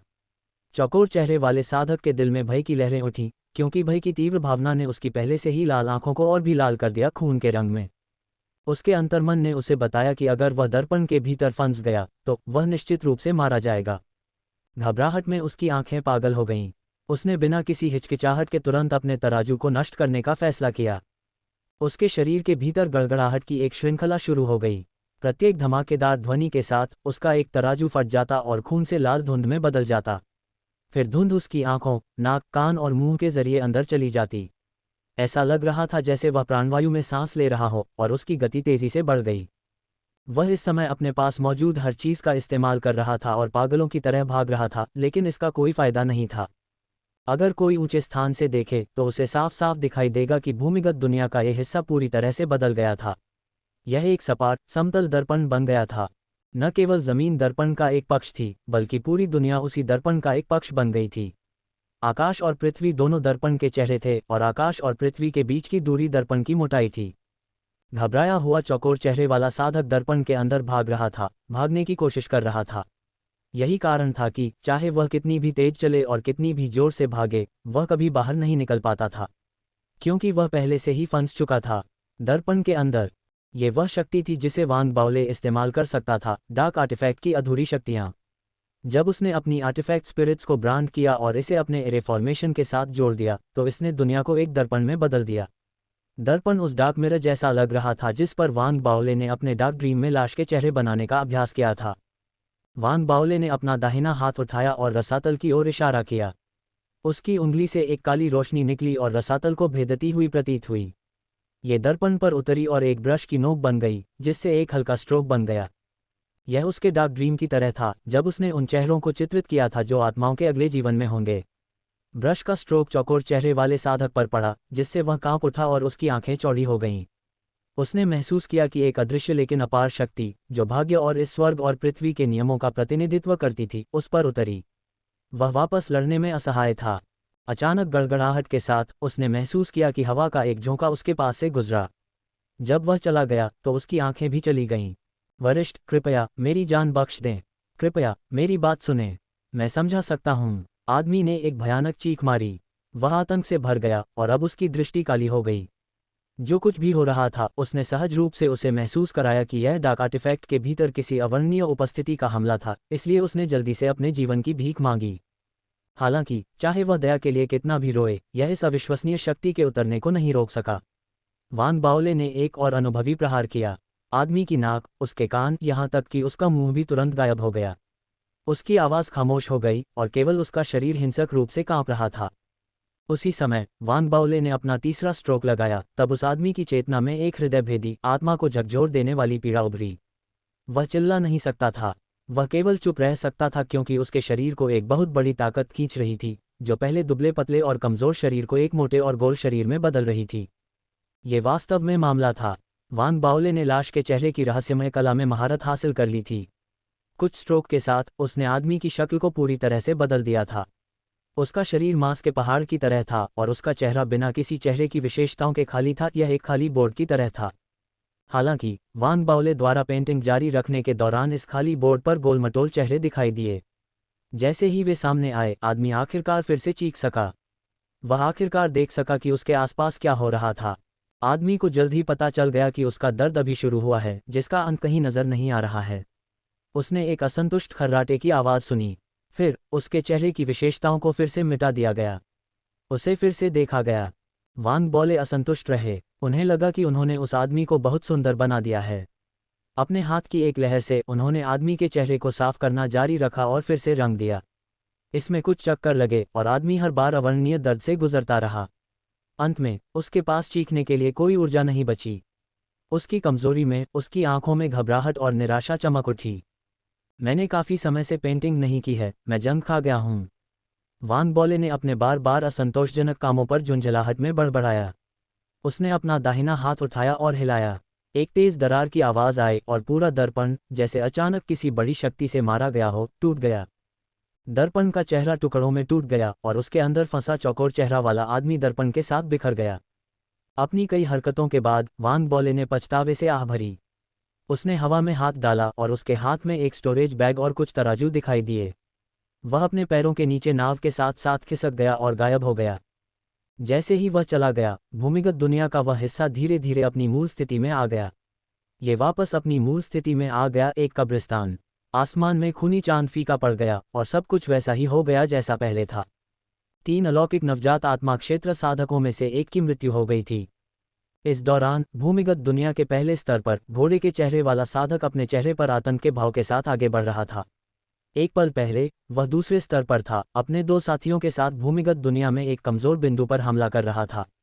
अगले ही पल, इससे पहले कि वह प्रतिक्रिया कर पाता, एक विशाल भूतिया सिर उसके सामने प्रकट हुआ और उसे पूरा निगल गया। उसने सोचा था कि यह उसका अंत होगा क्योंकि उसकी दृष्टि धुंधली हो गई थी। जब उसे वापस देखा गया तो ऐसा लगा कि उसे टेलीपोर्ट कर दिया गया था और वह भूमिगत दुनिया के पहले स्तर पर आ गया था। वह संदेह और आशंकाओं से ग्रस्त था और चौकोर चेहरे वाले साधक के समान ही निष्कर्ष निकाल रहा था। उसे लगा कि उन्होंने डार्क आर्टिफैक्ट में कोई जाल बिछा दिया है। मैं जल्द से जल्द बाकी लोगों से मिलूंगा। घोड़े के चेहरे वाले साधक के चेहरे पर एक गंभीर भाव था। उसे लग रहा था कि डार्क आर्टिफैक्ट के अंदर इस दुनिया में कुछ बदल गया है। खास तौर पर क्या बदला है, उसे यकीन नहीं था। उसने अपनी वॉयस ट्रांसमिशन रिंग के जरिए बाकी लोगों तक पहुंचने की कितनी भी कोशिश की हो, वह उन तक नहीं पहुंच पाया। उसने रहस्यवादी स्क्रॉल का भी इस्तेमाल किया था जो उन तीनों के बीच एक निश्चित सीमा तक अंतरआयामी संचार की अनुमति देता था, लेकिन उसे कोई जवाब नहीं मिला। इससे वह और भी चिंतित हो गया था। मैं उनकी तलाश जारी नहीं रख सकता। मुझे तुरंत इस नारकीय जगह को छोड़ना होगा। मैं बाहर उनका इंतजार करूंगा। घोड़े के चेहरे वाले साधक ने एक गहरी सांस ली और अपना मन बना लिया। वह बाहर निकलने का रास्ता खोजने ही वाला था कि भूमिगत दुनिया के पहले स्तर में अचानक परिवर्तन हुआ। आत्माओं के सागर में बिखरे हड्डियों से बने द्वीपों की भीड़ अचानक गड़गड़ाहट करने लगी। वे अचानक फट गए और गड़गड़ाहट के साथ आकाश की ओर उठे। घोड़े के चेहरे वाले साधक के अंदर चिंता की लहर दौड़ गई। उसने अपनी आंखों से देखा कि हड्डियों के द्वीपों के विस्फोट के साथ अनगिनत हड्डियां आसमान की ओर उठ रही थीं। आसमान अनगिनत हड्डियों से भर गया था। ये घोड़े के चेहरे वाला साधक चौंक कर चुप हो गया। जब हड्डियां एक साथ इकट्ठी हुईं तो उसके चेहरे पर चिंता की लकीरें उभर आईं। कुछ ही सेकंड के अंतराल में उन्होंने एक विशाल कंकाल की उंगली बनाई। यह इतनी बड़ी थी कि यह आकाश के 10वें हिस्से तक फैली हुई थी। यह एक धरती को हिला देने वाला भयानक दृश्य था। इसके बाद दूसरी कंकाल की उंगली आई, फिर तीसरी, जब तक कि सभी 5 उंगलियां दिखाई नहीं देने लगीं और हड्डियां इकट्ठी होती रहीं, जिससे एक विशाल और विशाल हथेली बन गई जो 5 उंगलियों को जोड़ती थी। 5 कंकाल की उंगलियां अचानक अंदर की ओर मुड़ गईं। स्वर्ग में लगभग पूरे आकाश को कवर करने वाली एक कड़ी मुट्ठी दिखाई दी और यह शुद्ध हड्डियों से बनी थी। यह क्या है? घोड़े के चेहरे वाले साधक का सिर डर से कांप रहा था। उसे लग रहा था कि मौत उसके ऊपर मंडरा रही है। वह तुरंत पीछे हट गया, बचने के लिए कुछ भी करने को तैयार था। उसके दिल में सदमा और आतंक चरम पर पहुंच गया था। यह अंत नहीं था। जैसे ही घोड़े के चेहरे वाले साधक ने भागने की कोशिश की, आत्माओं का पूरा समुद्र अचानक फट गया। अनगिनत आत्माएं पागलों की तरह बाहर निकलीं और हड्डियों की मुट्ठी पर हमला किया, उसके चारों ओर झुंड बनाकर, मानो उसके खून और मांस की परतें बना रही हों। दूर से कोई भी स्पष्ट रूप से देख सकता था कि विशाल कंकाल मुट्ठी अपनी हड्डियों पर मांस को तेजी से बढ़ा रही थी क्योंकि बहुत सारी आत्माएं उसमें विलीन हो रही थीं। खून का रंग काला था, उसका मांस हरा था और उसकी त्वचा हरी मुहरों से ढकी हुई थी। एक पलक झपकते ही पूरा आत्मा सागर खाली हो गया था। एक हरी चमड़ी वाली मुट्ठी जो पूरी दुनिया की जगह घेरती हुई लग रही थी, दुनिया की एकमात्र चीज बन गई। मुट्ठी घोड़े के चेहरे वाले किसान की ओर गरजी, जिसका चेहरा भय और सदमे से भरा हुआ था। यह मुट्ठी हरे रंग की थी और इसमें ऐसे प्रतीक भरे हुए थे जो भूतिया एहसास देते थे। ऐसा लग रहा था कि यह नरक से आई है और अब बुरी तरह से टूट चुकी है। जब ये सभ्यता में उतरी तो स्वर्ग और पृथ्वी इसका सामना करने में असमर्थ थे। ऐसा लग रहा था मानो आकाश तबाह होने वाला है, जिससे पूरी दुनिया में केवल ये बड़ी मुट्ठी और घोड़े के चेहरे वाला साधक रह गया है, जो अब बेहद भयभीत, हतप्रभ और निराश दिख रहा था। घोड़े के चेहरे वाले साधक का चेहरा मुड़ गया था और जैसे ही उसने अपने हाथ की मुहरों को सक्रिय किया और अपने हाथों को हिलाया, उसके सीने से एक जेड पेंडेंट तुरंत निकल आया। जेड पेंडेंट एक आत्मा के शरीर की तरह था जो शानदार ढंग से चमक रहा था। एक बार जब ये दिखाई दिया तो ये घोड़े के चेहरे वाले साधक के सामने उतरा, तुरंत 1000 फुट चौड़े जेड स्टील में बदल गया। एक रंगीन चमक ने मुट्ठी को अवरुद्ध कर दिया। घोड़े के चेहरे वाला साधक एक नवजात आत्मा क्षेत्र साधक था और आसन्न विनाश के सामने उसने त्वरित प्रतिक्रिया की और संघर्ष करने और उसका विरोध करने में कामयाब रहा। पलक झपकते ही उसने आकाश में विशाल मुट्ठी की जगह ले ली और जेड स्टील पर उतरा। जेड स्टील बड़ा था, लेकिन दूर से देखने पर यह मुट्ठी के सापेक्ष एक छोटी सुई की तरह था। यह इतना नाजुक था कि दिखाई देने वाली दरारें दिखाई देने से पहले ही यह सीधे टूट गया और धूल में बदल गया। वान बाओले ने इस डार्क आर्टिफैक्ट में बहुत सारी ऊर्जा लगाई थी। इसका 90% से अधिक हिस्सा क्षतिग्रस्त हो सकता था, लेकिन यह आखिरकार एक बेहतर श्रेणी का दिव्यायुध था। एक बेहतर श्रेणी के दिव्यायुध की शक्ति न्यूनतम थी, लेकिन यह एक नवजात आत्मा साधक को कुचलने के लिए पर्याप्त थी। सिद्धांत रूप में, यदि वान बाओले का भौतिक शरीर पर्याप्त रूप से बड़ा था तो वह सीधे डार्क आर्टिफैक्ट को दूर ले जा सकता था। उसके बाद वह बाहरी दुनिया में होने पर भी ऐसी शक्तियों का प्रदर्शन कर सकता था।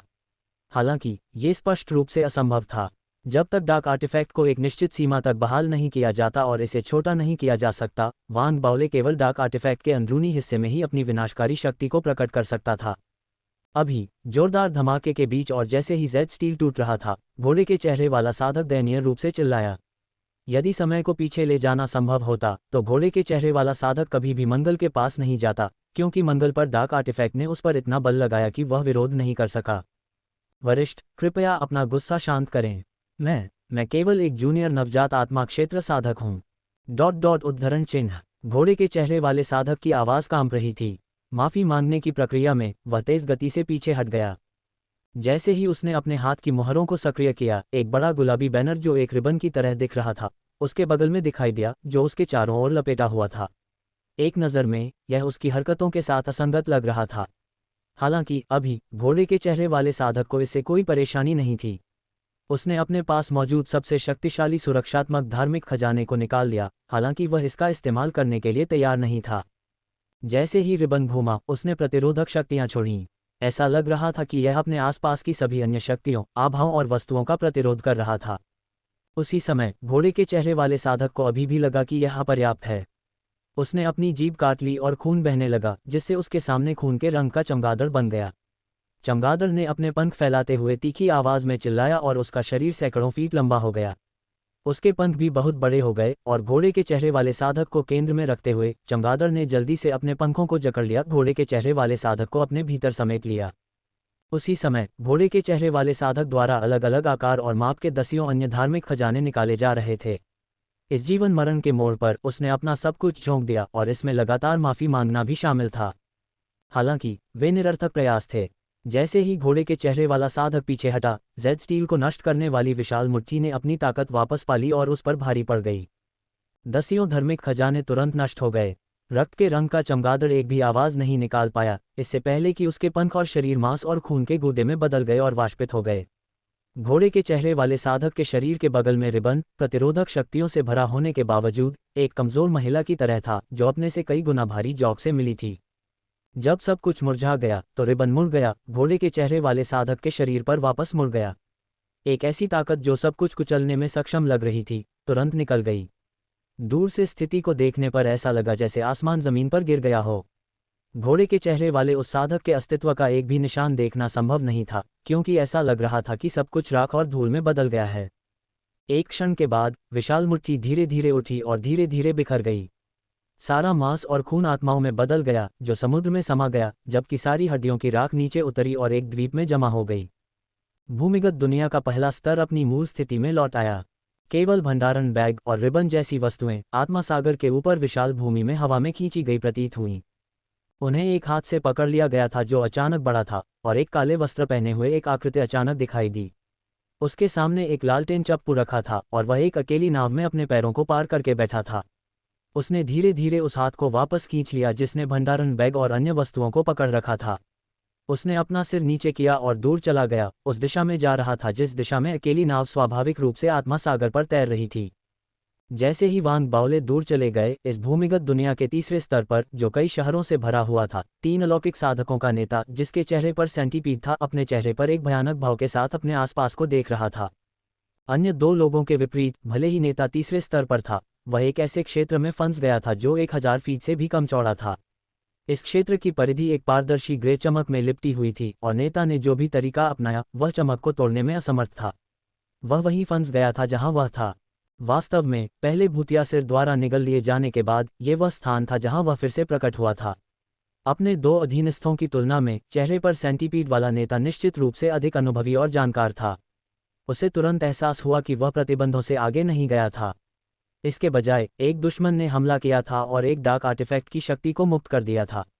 उसके 2 अधीनस्थों को अब तक जानलेवा खतरे का सामना करना पड़ सकता था। आखिरकार एक अज्ञात प्रतिद्वंद्वी पर हमला करने का साहस होने का मतलब था कि वह आश्वस्त था। क्या यह एक आर्टिफैक्ट आत्मा है, या वह परेशान करने वाला मोटा आदमी जिसकी खाल उतारी जाने वाली थी? वह गंभीर था और शांत दिखाई दे रहा था, लेकिन वास्तव में वह बेहद चिंतित था, मानो उसके दिमाग में आग लग गई हो। उसके शरीर के हर इंच से संकट की भावना निकल रही थी। ऐसा लग रहा था जैसे उसकी सारी कोशिकाएं उसे तुरंत यहाँ से चले जाने के लिए चिल्ला रही हों। ये तथ्य कि हम तीनों अलग हो गए थे, इसका मतलब है कि मास्टरमाइंड में एक ही समय में हमारे खिलाफ जाने का आत्मविश्वास नहीं है। इस व्याख्या के आधार पर इस व्यक्ति की युद्ध शक्ति की एक सीमा है। यदि वह इतना मोटा है तो इसका मतलब है कि वह अभी भी डार्क आर्टिफैक्ट को संभालने के लिए पर्याप्त कुशल नहीं है, या डार्क आर्टिफैक्ट टूट गया है, या उसके साधना स्तर द्वारा पर्याप्त रूप से समर्थित नहीं हो सकता है। अपने चेहरे पर सेंटीपीड वाले व्यक्ति ने अपना निर्णय लेते समय अपनी आंखें सिकोड़ लीं। उसी समय लगभग 5 मिनट तक प्रतीक्षा करने के बाद और यह महसूस करने के बाद कि यहाँ उसके अलावा कोई और नहीं है, उसने निष्कर्ष निकाला कि उसके 2 अधीनस्थों की मृत्यु हो गई होगी। इसलिए वह मेरे पास सबसे अंत में आ रहा है। उसकी आंखों में निर्दयता का भाव दिखाई दिया। वह समझ गया कि डरना बेकार है। साथ ही ये तथ्य कि वह अपनी नवजात आत्मा क्षेत्र साधना के साथ एक तारे पर चोर बन सकता है, उसकी निर्णायकता और क्रूरता के कारण था। तो मैं प्रतीक्षा करूंगा, वह आदमी ठिठुरते हुए हंसा, अपने दिल में चिंता को दबाते हुए, और ऐसा लग रहा था कि वह मृत्यु की प्रतीक्षा कर रहा है। उसने अपनी आत्मा की धारणा को अलग करने के बाद अपने आसपास देखा और निरीक्षण किया। ये सुनिश्चित करने के बाद कि उसका सेटअप जगह पर है, उसे और अधिक आराम महसूस हुआ। वास्तव में यहाँ पहुँचने और यह महसूस करने के बाद कि वह सुरक्षात्मक आवरण को नष्ट नहीं कर सकता, उसने यहाँ जाल लगाने का फैसला किया। सभी सरनी संरचनाएं, एक उपयोग अमृत और धार्मिक खजाने जो उसने अपने साथ लाए थे, उन्हें 1000 फुट चौड़े क्षेत्र में बिछा दिया गया था। उसने पूरी स्थिति का इस्तेमाल अपने जाल बिछाने के लिए किया। जब उसने सेटअप का निरीक्षण किया और इससे सहज महसूस किया, तो वह अचानक सतर्क हो गया। उसने एक बुदबुदाती हुई आवाज़ सुनी जो दूर से आती हुई लग रही थी और हर सेकंड में स्पष्ट होती जा रही थी। जब आकाश और पृथ्वी अलग हो जाते हैं तो भाग्य का चक्र रुक जाता है। अतीत में क्या हुआ ये जानते हुए जो अब पीड़ित है, भविष्य में क्या होने वाला है ये जानते हुए जो अब कड़ी मेहनत कर रहा है। इस विचित्र गीत जैसी बुदबुदाहट को सुनकर उसका दिल तेजी से धड़कने लगा, यहाँ तक कि उसकी आत्मा भी अस्थिर हो गई और उसकी दृष्टि धुंधली हो गई। उसने अपनी जीभ को काटा और दर्द से उबरने में किसी तरह कामयाब हुआ।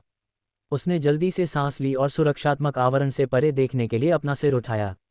उसकी पुतलियां सिकुड़ गईं और उसकी आंखों में प्रतिबिंब से ये देखा जा सकता था कि सुरक्षात्मक आवरण के बाहर का आसमान काला हो गया था और धुंध के उभरने के साथ ही एक लंबी नदी दिखाई दे रही थी। नदी का पानी काले आसमान में घुल मिल गया था, लेकिन साफ था। इसे करीब से देखने पर कोई यह भी देख सकता था कि पानी में अनगिनत आत्माएं मौजूद थीं, जैसे कि भूमिगत दुनिया के पहले स्तर से आत्मा सागर यहाँ बहकर आया हो और एक आत्मा नदी बन गई हो। अगर यह सिर्फ एक आत्मा नदी होती तो सेंटीपीड वाला आदमी इतना हैरान नहीं होता। निस्संदेह आत्मा नदी में एक काली लोन बोट धीरे धीरे आ रही थी। लोन बोट पर वांग बावले अपने पैरों को क्रॉस करके बैठे थे। वह खड़ा हुआ और अपना दाहिना हाथ ऊपर उठाया। उसके सामने लालटेन की चप्पू धीरे धीरे उठी और उसके हाथों में आ गई। ये वास्तव में तुम ही हो जो मेरे साथ चाल चल रहे थे। चेहरे पर सेंटीपीड वाले आदमी की आंखों में एक क्रूरता का भाव दिखाई दिया। जब उसने वांग बाओले को पहचाना तो वह चिल्लाया। वांग बाओले ने अपने हाथों में लालटेन की चप्पू लहराते हुए और डार्क ड्रीम में अपने गुरु की नकल करते हुए मुस्कुराया। उसने अस्पष्ट रूप से बात की, साथ ही दावा दी, अब पाताल लोक की यात्रा शुरू करने का समय आ गया है। जैसे ही वांग बाओले ने कहा, लोन बोट के नीचे डार्क रिवर फैल गया, जो आसमान से नीचे की ओर उस जगह की ओर जा रहा था जहां उस मोटे आदमी को सील किया गया था। तुरंत उसने अपनी लोन बोट का उपयोग करके सुरक्षात्मक आवरण को पार किया और जल्दी से उस मोटे आदमी के पास पहुंच गया। इससे पहले सेंटीपीड वाला मोटा आदमी चिंतित दिख रहा था, उसकी पुतलियां सिकुड़ रही थीं क्योंकि वह पीछे हटने का प्रयास कर रहा था। हालांकि जैसे ही डार्क रिवर सुरक्षात्मक आवरण से गुजरी और जैसे ही वांग बाओले अकेली नाव पर पहुंचे, मोटे आदमी की आंखों में क्रूरता बढ़ गई और वह जोर से दहाड़ने लगा। यात्रा को नरक में भेजो। जैसे ही वह चिल्लाया, उसने अपने हाथ हिलाए। तुरंत उसके चारों ओर 1000 फीट चौड़े व्यास में जमीन से उड़ती हुई तलवारें निकलीं, जिससे तलवारों का एक बेड़ा बन गया। बस इतना ही नहीं था, तलवार के पैरों के बीच में जमीन से प्रकाश की तेज किरणें निकलीं, एक दूसरे से जुड़कर एक सरणी आरेख में बदल गईं। इस क्षण एक सरणी गठन की शक्ति को मुक्त किया गया था। इसके अलावा हर कोने में पलक झपकते ही उस मोटे आदमी के समान आकृतियां दिखाई देने लगीं, जिससे किसी के लिए भी वास्तविक व्यक्ति और उसकी आकृतियों में अंतर करना मुश्किल हो गया। एक तीखी और कान फाड़ देने वाली चीख भी गूंजी और ऐसी आवाज थी जो एक चट्टान को तोड़ने में सक्षम लग रही थी। जमीन टूटने लगी और अंदर से एक भयावह रूप से बड़ा सेंटीपीड निकला, मानो वह वांग बाओले को निगलने वाला था जो तेजी से आ रहा था। उसका भयानक छिद्र स्पष्ट रूप से देखा जा सकता था और उसका शरीर अनगिनत तीखे कांटों से ढका हुआ था जो उसे देखने वाले किसी भी व्यक्ति को भयभीत कर देते थे। दृश्य का वर्णन करते हुए ऐसा लग रहा था कि वे धीरे धीरे दिखाई दे रहे थे, लेकिन वास्तव में वे सभी उस समय अपनी जगह पर आ गए थे जब वांग बाओले सुरक्षात्मक आवरण की सीमा में प्रवेश किया था। ये बिजली की तरह तेज था। हालांकि सारी तैयारियां, हमले के सारे तरीके, सभी उड़ती तलवारें, धार्मिक खजाने और यहां तक कि भयानक दिखने वाला सेंटीपीड भी डार्क आर्टिफैक्ट के सामने शक्तिहीन थे। इसके अलावा वांग बाओले को पता था कि वह मोटा आदमी नेता था, इसलिए जब उसने हमला किया तो उसने न केवल डार्क आर्टिफैक्ट की बची हुई शक्ति को उजागर किया, बल्कि उसने डार्क सेक्ट के तरीकों को भी अपनाया। अकेली नाव आगे बढ़ती रही और डार्क रिवर बहता रहा। हालांकि जो बदल गया वह यह था कि वांग बाओले ने विचित्र धुन वाला गाना गाना शुरू कर दिया, जो किसी तरह की रहस्यमयी शक्ति का उपयोग करता हुआ प्रतीत होता था। जब आकाश और पृथ्वी अलग हो जाते हैं तो भाग्य का चक्र रुक जाता है। जिस क्षण कविता गाई गई, पूरा डार्क आर्टिफैक्ट हिल गया। एक ऐसी शक्ति जिसका स्रोत पता नहीं लगाया जा सका अचानक उभरी। ये कहीं से प्रकट नहीं हुई, नहीं यह कहीं और से आई। इसके बजाय ये वहीं और तब बनी थी। इसे और अधिक सटीक रूप से कहें तो ये कविता के परिणामस्वरूप बनी थी। जैसे ही यह गूंजी, हवा में उड़ती हुई असंख्य तलवारें गति में जम गईं। धार्मिक खजाने और सरनी गठन भी शांत हो गए, यहाँ तक कि विशाल भयानक सेंटीपीड भी अपनी पटरियों पर रुक गया, गतिहीन। ऐसा लगा जैसे सब कुछ जम गया हो। उस विशालकाय व्यक्ति के अनगिनत अवतार फटे हुए बुलबुले की तरह तुरंत गायब हो गए। केवल एक ही व्यक्ति बचा था जो वांग बाओले के सबसे करीब था, जिसके चेहरे पर अब अविश्वास की झलक थी। यह असंभव है, समय रुक गया है, यह असंभव है। ये पौराणिक चेतना धार्मिक दाव है जिसे केवल आकाशगंगा क्षेत्र के शीर्ष शक्तिशाली व्यक्ति ही प्रदर्शित कर सकते हैं। वह मोटा आदमी सदमे से जोर से कांप रहा था। वह खुद को नियंत्रित नहीं कर सका और आश्चर्य में चिल्लाया, उसका शरीर पीछे की ओर हिल रहा था। हालांकि उसे हर चीज के बारे में संदेह था जो हो रही थी, ये सोचकर कि यह असंभव है, फिर भी वह बिना किसी हिचकिचाहट के पीछे हट गया। उसने अब लड़ने या युद्ध करने की हिम्मत नहीं की। अब उसके दिमाग में एकमात्र विचार भागना था। यहाँ सब कुछ इतना विचित्र था कि वह इसके बारे में सोचकर कांप उठा। हालांकि जैसे ही वह पीछे हटा, वह अचानक रुक गया। अपने शरीर को देखते ही उसकी आंखों में भय और विस्मय की झलक और भी तीव्र हो गई, जो अब सदमे में उसके सामने था। उसके सामने एक शरीर था जो बिना किसी हलचल के खड़ा था और उसके चेहरे पर भय का भाव था, मानो वह अनंतकाल से जम गया हो। अपने सामने शरीर को देखते हुए वह मोटा आदमी कांप उठा और उसने अपना सिर नीचे करके खुद को देखा। उसने जो देखा वह था एक पारदर्शी आत्मा। समय नहीं जम गया है। जैसे ही उस मोटे आदमी की आत्मा कांप उठी और पीछे हटना जारी रखा, एक सुरक्षात्मक पर्दा तुरंत उभर आया। हालांकि वहीं और तब उसने गीत की दूसरी पंक्ति सुनी। अतीत में जो हुआ उसे जानते हुए जो अब पीड़ित है वह है। जैसे ही गीत गूंजा, मोटे आदमी की आत्मा कांप उठी। उसने देखा कि वांग बाओले ने काले कपड़े पहने अकेली नाव पर कदम रखा और उसके पास आने के बजाय डार्क रिवर पर दूर चला गया। हालांकि किसी अज्ञात कारण से उसे ऐसा नहीं लगा कि वह मुक्त हो गया है। इसके बजाय उसके मन में एक भयावह भावना पैदा हुई कि तबाही आने वाली है। वह एक बार फिर पीछे हट गया जब तक कि वह इतना दूर नहीं हो गया कि वह अब वांग बाओले को नहीं देख सकता था। इसके बावजूद उसे झटका लगा, उसने महसूस किया कि उसके आसपास अभी भी घना अंधेरा था। अगर यह केवल घना अंधेरा होता तो यह कोई बड़ी बात नहीं होती। हालांकि अंधेरे में कई धुंधली दिखने वाली आत्माएं देखी जा सकती थीं, और वे उन लोगों के समान थीं जिन्हें उसने पहले स्तर पर आत्मा सागर में देखा था। असंभव, यह असंभव है। उस मोटे आदमी की आत्मा कांप उठी। उसकी आंखों में निराशा का भाव दिखाई दिया और वांग बाओले का गाना फिर से उसके कानों में गूंज उठा, क्षणभंगुर और असंगत। भविष्य में क्या होने वाला है ये जानते हुए जो अभी कड़ी मेहनत कर रहा है वह है। ये ध्वनि उसकी आत्मा में लंबे समय तक गूंजती रही, जब तक कि मोटे आदमी की चेतना स्पष्ट नहीं होने लगी। जिस क्षण ये पूरी तरह से धुंधला हो गया, उस मोटे आदमी को मृत्यु से पहले स्पष्टता की स्थिति में प्रवेश करने लगा। उसे आखिरकार समझ में आ गया कि उसके आसपास का वातावरण पूरी तरह से अंधकार में क्यों था।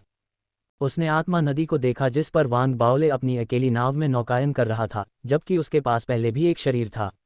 उसने देखा कि आत्मा नदी में अनगिनत आत्माएं थीं और उसकी आत्मा उनमें से एक थी। यह महसूस करने के बाद उसकी चेतना गायब हो गई। जैसे जैसे ये गायब होती गई, वह आत्मा नदी जिसमें वह था धीरे धीरे गायब होने लगी, साथ ही अकेली नाव भी, जैसे जैसे वह आकाश से जमीन की ओर बहने लगी। जब अगली बार अकेली नाव दिखाई दी तो वह भूमिगत दुनिया के तीसरे स्तर पर थी, उस सार्वजनिक चौक में जहां से वांग बाओले ने प्रस्थान किया था। वहां अभी भी कई लाशें और क्रूर जानवर घुटने टेक कर कांप रहे थे। वांग बाओले का चेहरा पीला पड़ गया था और उसके मुंह के कोने से खून बह रहा था। उसके पैरों के नीचे अकेली नाव, उसने जो काला लबादा पहना हुआ था और जो लालटेन की पतवार उसने पकड़ी हुई थी, वह धुंधली होने लगी। ये तब तक जारी रहा जब तक कि वे अंततः पूरी तरह से गायब नहीं हो गए और 3 अलग अलग आर्टिफैक्ट आत्माओं में बदल गए। एक हट्टा कट्टा आदमी, एक बूढ़ा और एक छोटा लड़का। जब 3 आर्टिफैक्ट आत्माएं दिखाई दी तो वे जल्दी से वांग बाओले के सामने घुटने टेक दिए। वांग बाओले ने अपनी आंखें बंद कर लीं, अपने शरीर में मंथन करने वाले रक्त क्यूई को शांत किया। पिछली 3 लड़ाइयां आसान लग रही थीं, लेकिन वास्तव में उसने डार्क आर्टिफैक्ट की शक्ति का उपयोग किया था। डार्क आर्टिफैक्ट के क्षतिग्रस्त होने के बावजूद वांग बाओले को अपने साधना स्तर को देखते हुए इसे नियंत्रित करने में अभी भी बहुत प्रयास करना पड़ा। यह विशेष रूप से इसलिए था क्योंकि वे 3 लड़ाइयां उन लड़ाइयों से बिल्कुल अलग प्रारूप में थीं जो उसने पहले अनुभव की थीं। डार्क ड्रीम के माध्यम से प्राप्त विरासत और समझ से उसने स्पष्ट रूप से महसूस किया कि उच्च श्रेणी के दिव्य आयुध इतने शक्तिशाली क्यों थे। इसका कारण ये था कि वे इन नियम जैसी दिव्य शक्तियों को मुक्त कर सकते थे। यह अफसोस की बात है कि मेरा साधना स्तर पर्याप्त नहीं है और डार्क आर्टिफैक्ट क्षतिग्रस्त है और इसे छोटा नहीं किया जा सकता है। अन्यथा अगर मैं इसे अपने साथ ले जा सकता था, अगर मैं इस जगह को छोड़ने के बाद खुद को फेडरेशन का अध्यक्ष कहता और कोई भी असहमत होता, तो मुझे बस उनके लिए एक सोल सॉन्ग गाना पड़ता। उस विचार के साथ वांग बाओले बेहद उत्तेजित लेकिन उदास था। जैसे ही उसने भावनाओं की धार का अनुभव किया, उसने आह भरी। मैं घमंडी हो रहा हूँ। मुझे विनम्र रहने की जरूरत है। वांग बाओले ने अपने पेट को थपथपाया, अपने शरीर में मंथन करने वाले रक्त क्यूई को दबा दिया। उसने तुरंत अपनी चोटों की देखभाल करने की जहमत नहीं उठाई। इसके बजाय उसने तीनों लड़ाइयों से जो लाभ प्राप्त किया था उसे जल्दी से निकाल लिया। वास्तव में 2 नवजात आत्मा क्षेत्र साधकों ने पहली और दूसरी लड़ाई में कई धार्मिक खजाने खत्म कर दिए। ऐसा नहीं था कि वांग बाओले उन्हें रोकना नहीं चाहते थे, लेकिन सच्चाई ये थी कि वांग बाओले के अभिनय के बावजूद जैसे कि सब कुछ पाक में टहलना हो, उसके चेहरे पर शांति एक मजबूत दिखावा थी। सच तो ये था कि वह उन धार्मिक खजानों को नष्ट होते देख पागल होने वाला था। उसके दिमाग में तीनों की संपत्ति उसकी अपनी थी। हालांकि वह डार्क आर्टिफैक्ट की शक्ति को इस तरह नियंत्रित नहीं कर सका कि यह केवल मनुष्यों को मिटा दे लेकिन धार्मिक खजाने को नुकसान न पहुंचाए। जैसे ही उसने आह भरी, वांग बाओले ने अपने सामने 3 स्टोरेज बैग खोले। उनमें से तलाशी लेने के बाद उसकी आंखें चौड़ी हो गईं और उसकी सांसें तेज हो गईं। हालांकि तीनों के धार्मिक खजाने ज्यादातर क्षतिग्रस्त हो चुके थे, फिर भी 10 से ज्यादा बरकरार थे, जिनमें एक तिरंगा उड़ने वाली तलवार भी शामिल थी जो अनगिनत उड़ने वाली तलवारों से बनी तलवारों के बेड़े में बदल सकती थी।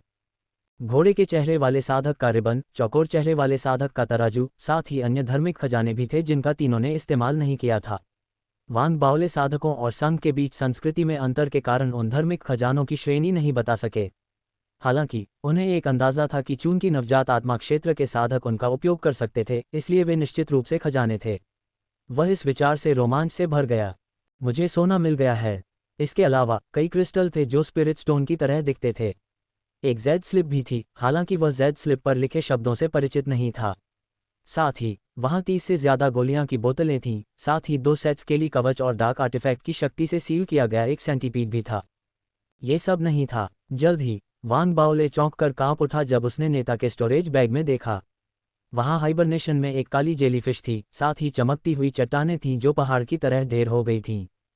ये है एक समुद्री ग्लूटन, और ये पत्थर, ये तारकीय स्रोत हैं। वान बाओले की आंखें अविश्वास से चौड़ी हो गई थीं क्योंकि वह वस्तुओं को चकित होकर देख रहा था। उसका दिमाग गतिविधि से गुलजार हो गया जब उसने नेता के स्टोरेज बैग के कोने में एक काले पत्थर का डिब्बा देखा। इस पत्थर के डिब्बे की सामग्री भी एक तारकीय स्रोत थी। गुणवत्ता के मामले में ये सामान्य तारकीय स्रोतों से काफ़ी बेहतर था। यहाँ तक कि पुरातनता और उम्र का आभास भी था। ऐसा लग रहा था जैसे ये लंबे समय से अस्तित्व में है और अपने साथ समय के निशान लेकर आया है। अपने सामने मौजूद लाभों को देखते हुए वान बाओले को अभी भी लगा कि उसने सोने का एक छोटा सा बर्तन पा लिया है। हालांकि उसने पहले ही एक धार्मिक आयुध साधक के रूप में धार्मिक कलाकृतियों और धार्मिक आयुधों को परिष्कृत करते समय उसे प्रस्तुत की गई आश्चर्यजनक मात्रा में सामग्री देखी थी, लेकिन इस बार उसे जो लाभ मिला उससे वह बहुत आश्चर्यचकित था। जब उसने अपने सामने मौजूद वस्तुओं को देखा, साथ ही 3 भंडारण थैलों में रखी सामग्रियों को देखा, जिनमें से कुछ गोलियों को परिष्कृत करने के लिए महत्वपूर्ण थीं और कुछ कलाकृतियों को परिष्कृत करने के लिए महत्वपूर्ण थीं, तो उसकी सांसें अनियंत्रित रूप से तेज हो गईं। उसने उनमें से अधिकांश को नहीं पहचाना, लेकिन उनसे निकलने वाली आत्मा क्यूई की सांद्रता के आधार पर यह बताना मुश्किल नहीं था कि वे सभी चौंकाने वाले मूल्यवान थे। ये डकैती है। वान बाओले की आंखों में एक तेज चमक उठी। उसे लगा कि यह धन की राह है। भले ही यह बेहद जोखिम भरा था, लेकिन अगर वह सफल हो गया तो वह अगले 10 वर्षों तक आराम कर सकता है। मेरा अनुमान है कि इस सब का केवल एक छोटा सा हिस्सा ही फेडरेशन का है। इसका अधिकांश हिस्सा संभवतः उन 3 लोगों द्वारा कहीं और से इकट्ठा किया गया था। वान बाओले ने अपनी अनियमित सांसों को दबाया। उसकी आंखों में स्पष्टता की झलक दिखाई दी जैसे ही उसने वस्तुओं पर नजर डाली, फिर 3 आर्टिफैक्ट स्पिरिट्स की ओर, फिर अपने आसपास की चीज़ों पर। उसके दिमाग में विचार भरने लगे। अगर मेरे द्वारा 3 अलौकिक नवजात आत्मा क्षेत्र के साधकों को मारने की खबर बाहर आ जाती है तो मुझे बढ़ावा देने के लिए श्रेय पर्याप्त होगा, है न? ये तथ्य कि मैंने फेडरेशन के लिए स्टेलर सोर्स वापस पा लिया है भी प्रभावशाली है। हालांकि ऐसा कोई तरीका नहीं है जिससे मैं दूसरों को इसके बारे में बता सकूं। वान बाओले दुविधा में था। उसे यकीन था कि अगर उसने जो किया है उसका श्रेय उसे मिल जाता है तो डार्क आर्टिफैक्ट के साथ समस्या निश्चित रूप से उजागर हो जाएगी, जो भविष्य में उसके लिए मुसीबतों की एक श्रृंखला लाएगी। भले ही वे मुसीबतें उसके जीवन को खतरे में न डालें, लेकिन वह एक कड़वी स्थिति में फंस जाएगा और अपने पीछे एक बुरा रिकॉर्ड छोड़ जाएगा। जैसा कि उच्च अधिकारियों की आत्मकथाओं में बताया गया है, दूसरों की दयालुता पर विश्वास करना चाहिए, लेकिन दूसरों की दयालुता पर भरोसा नहीं करना चाहिए और निश्चित रूप से दूसरों को उनका फ़ायदा उठाने का मौका नहीं देना चाहिए। अगर ऐसा नहीं होता तो न केवल शामिल व्यक्ति को इसकी कीमत चुकानी पड़ती, बल्कि उनके मित्र और बुजुर्ग, जो मूल रूप से दयालु थे लेकिन बुरे विचार विकसित कर चुके थे, भी इसमें शामिल हो जाते। कुछ देर की चुप्पी के बाद वान बाओले की आंखों में दृढ़ संकल्प की झलक दिखाई दी। ऐसा लग रहा था कि उसने पहले ही तय कर लिया था कि वह इस घटना के बारे में किसी को नहीं बताएगा। जहां तक संघ के संसाधनों की बात है तो वह पहले उनका उपयोग करेगा और फिर भविष्य में ऐसा करने में सक्षम होने पर उन्हें वापस कर देगा। वान बाओले कोई संत नहीं था, बल्कि एक छोटा सा व्यक्ति था। अब जब उसने अपना निर्णय ले लिया था तो उसे अब इस बारे में चिंता नहीं थी।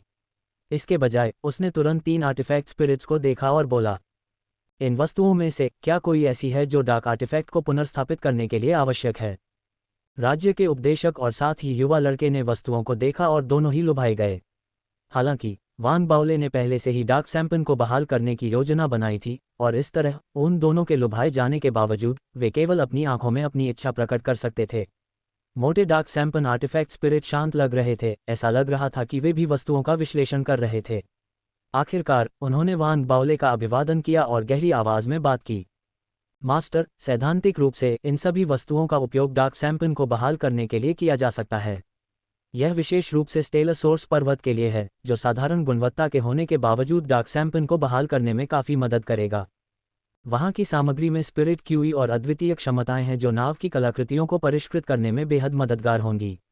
यह उन मिश्रित हथियारों के लिए भी सच है। उन्हें अलग करने और उनके सार को आसवित करने के बाद उन्हें बहाली के लिए इस्तेमाल किया जा सकता है। अगला, इस सेंटीपीड की एक असामान्य रक्तरेखा है, लेकिन ऐसा लगता है कि इसे गलत तरीके से परिष्कृत किया गया है।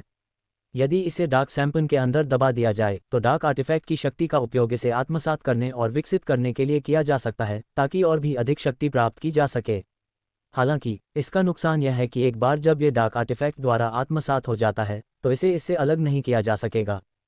जहां तक सी ग्लूटन की बात है, मेरा सुझाव है कि आप इसे दबाने और इस पर मौजूद निशानों को मिटाने के लिए डार्क आर्टिफैक्ट का उपयोग करें। जब आपका साधना स्तर नवजात आत्मा क्षेत्र तक पहुंच जाता है तो आप ब्रह्मांड में यात्रा करने के लिए सी ग्लूटन का उपयोग कर सकते हैं। उन शब्दों को सुनकर वांग बाओले खुश तो हुआ, लेकिन साथ ही उसे दिल का दर्द भी हुआ। वह खुश था कि ये वस्तुएं बहाली के लिए उपयोगी थीं, लेकिन उसका दिल दुख रहा था क्योंकि उसे उनका आनंद लेने का मौका मिलने से पहले ही उन्हें खोना पड़ा। ये सभी कीमती बच्चे डार्क सैम्पन को कितना बहाल कर सकते हैं? वांग बाओले ने तुरंत विचार करने और अपने दिल में दर्द को दबाने के बाद पूछा। उन्हें डार्क सैम्पन को लगभग 10% बहाल करना चाहिए। डार्क सैम्पन आर्टिफैक्ट स्पिरिट ने कुछ गणना करने के बाद उत्तर दिया। केवल 10%। वांग बाओले के दिल में दर्द बढ़ गया। दूसरी ओर डार्क सैम्पन आर्टिफैक्ट स्पिरिट अब भावहीन और चुप थी। युवा लड़का और उसके बगल में राज्य उपदेशक वांग बाओले के चेहरे के भाव को देखकर खुश हुए। उन्हें ये भी महसूस हुआ कि फिर से एक मालिक होना बहुत अच्छा है। कम से कम वे जो चाहें खा सकते हैं और उन्हें बस अपनी इच्छानुसार ऑर्डर भेजने की जरूरत है। सब कुछ बहुत सरल हो गया था। वांग बाओले ने एक पल के लिए आंतरिक रूप से संघर्ष किया। उसने अपने बच्चों को देखा और सामग्रियों को सहलाया। वह अभी भी कोई निर्णय लेने में असमर्थ था। तभी डार्क संपन्न आर्टिफैक्ट स्पिरिट ने शांति से बात की। मास्टर, एक बार जब डार्क संपन्न को लगभग 10% तक बहाल कर दिया जाता है तो यह एक बेहतर ग्रेड दिव्य आयुध की शक्ति को छोड़ देगा। ये मिश्रित वस्तुएं बेकार हैं।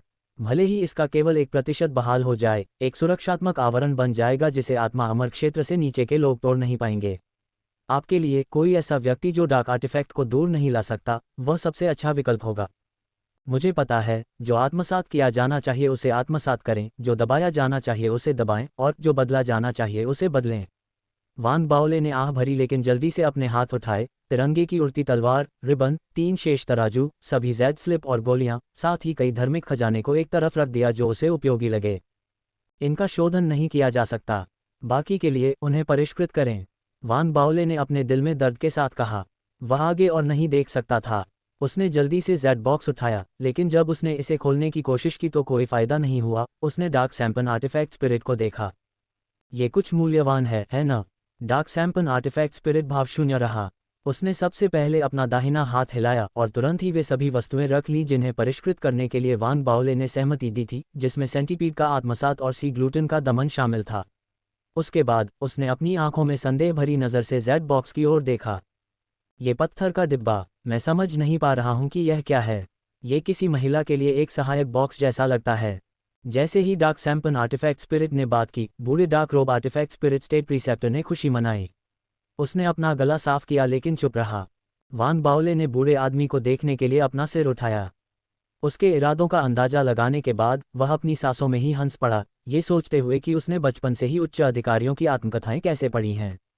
अब जबकि वह प्राथमिक रैंक 3 में था और एक शहर का सिटी लॉर्ड था, वह अपने अधीनस्थों में आज्ञाकारिता पैदा करने में बेहद पारंगत था।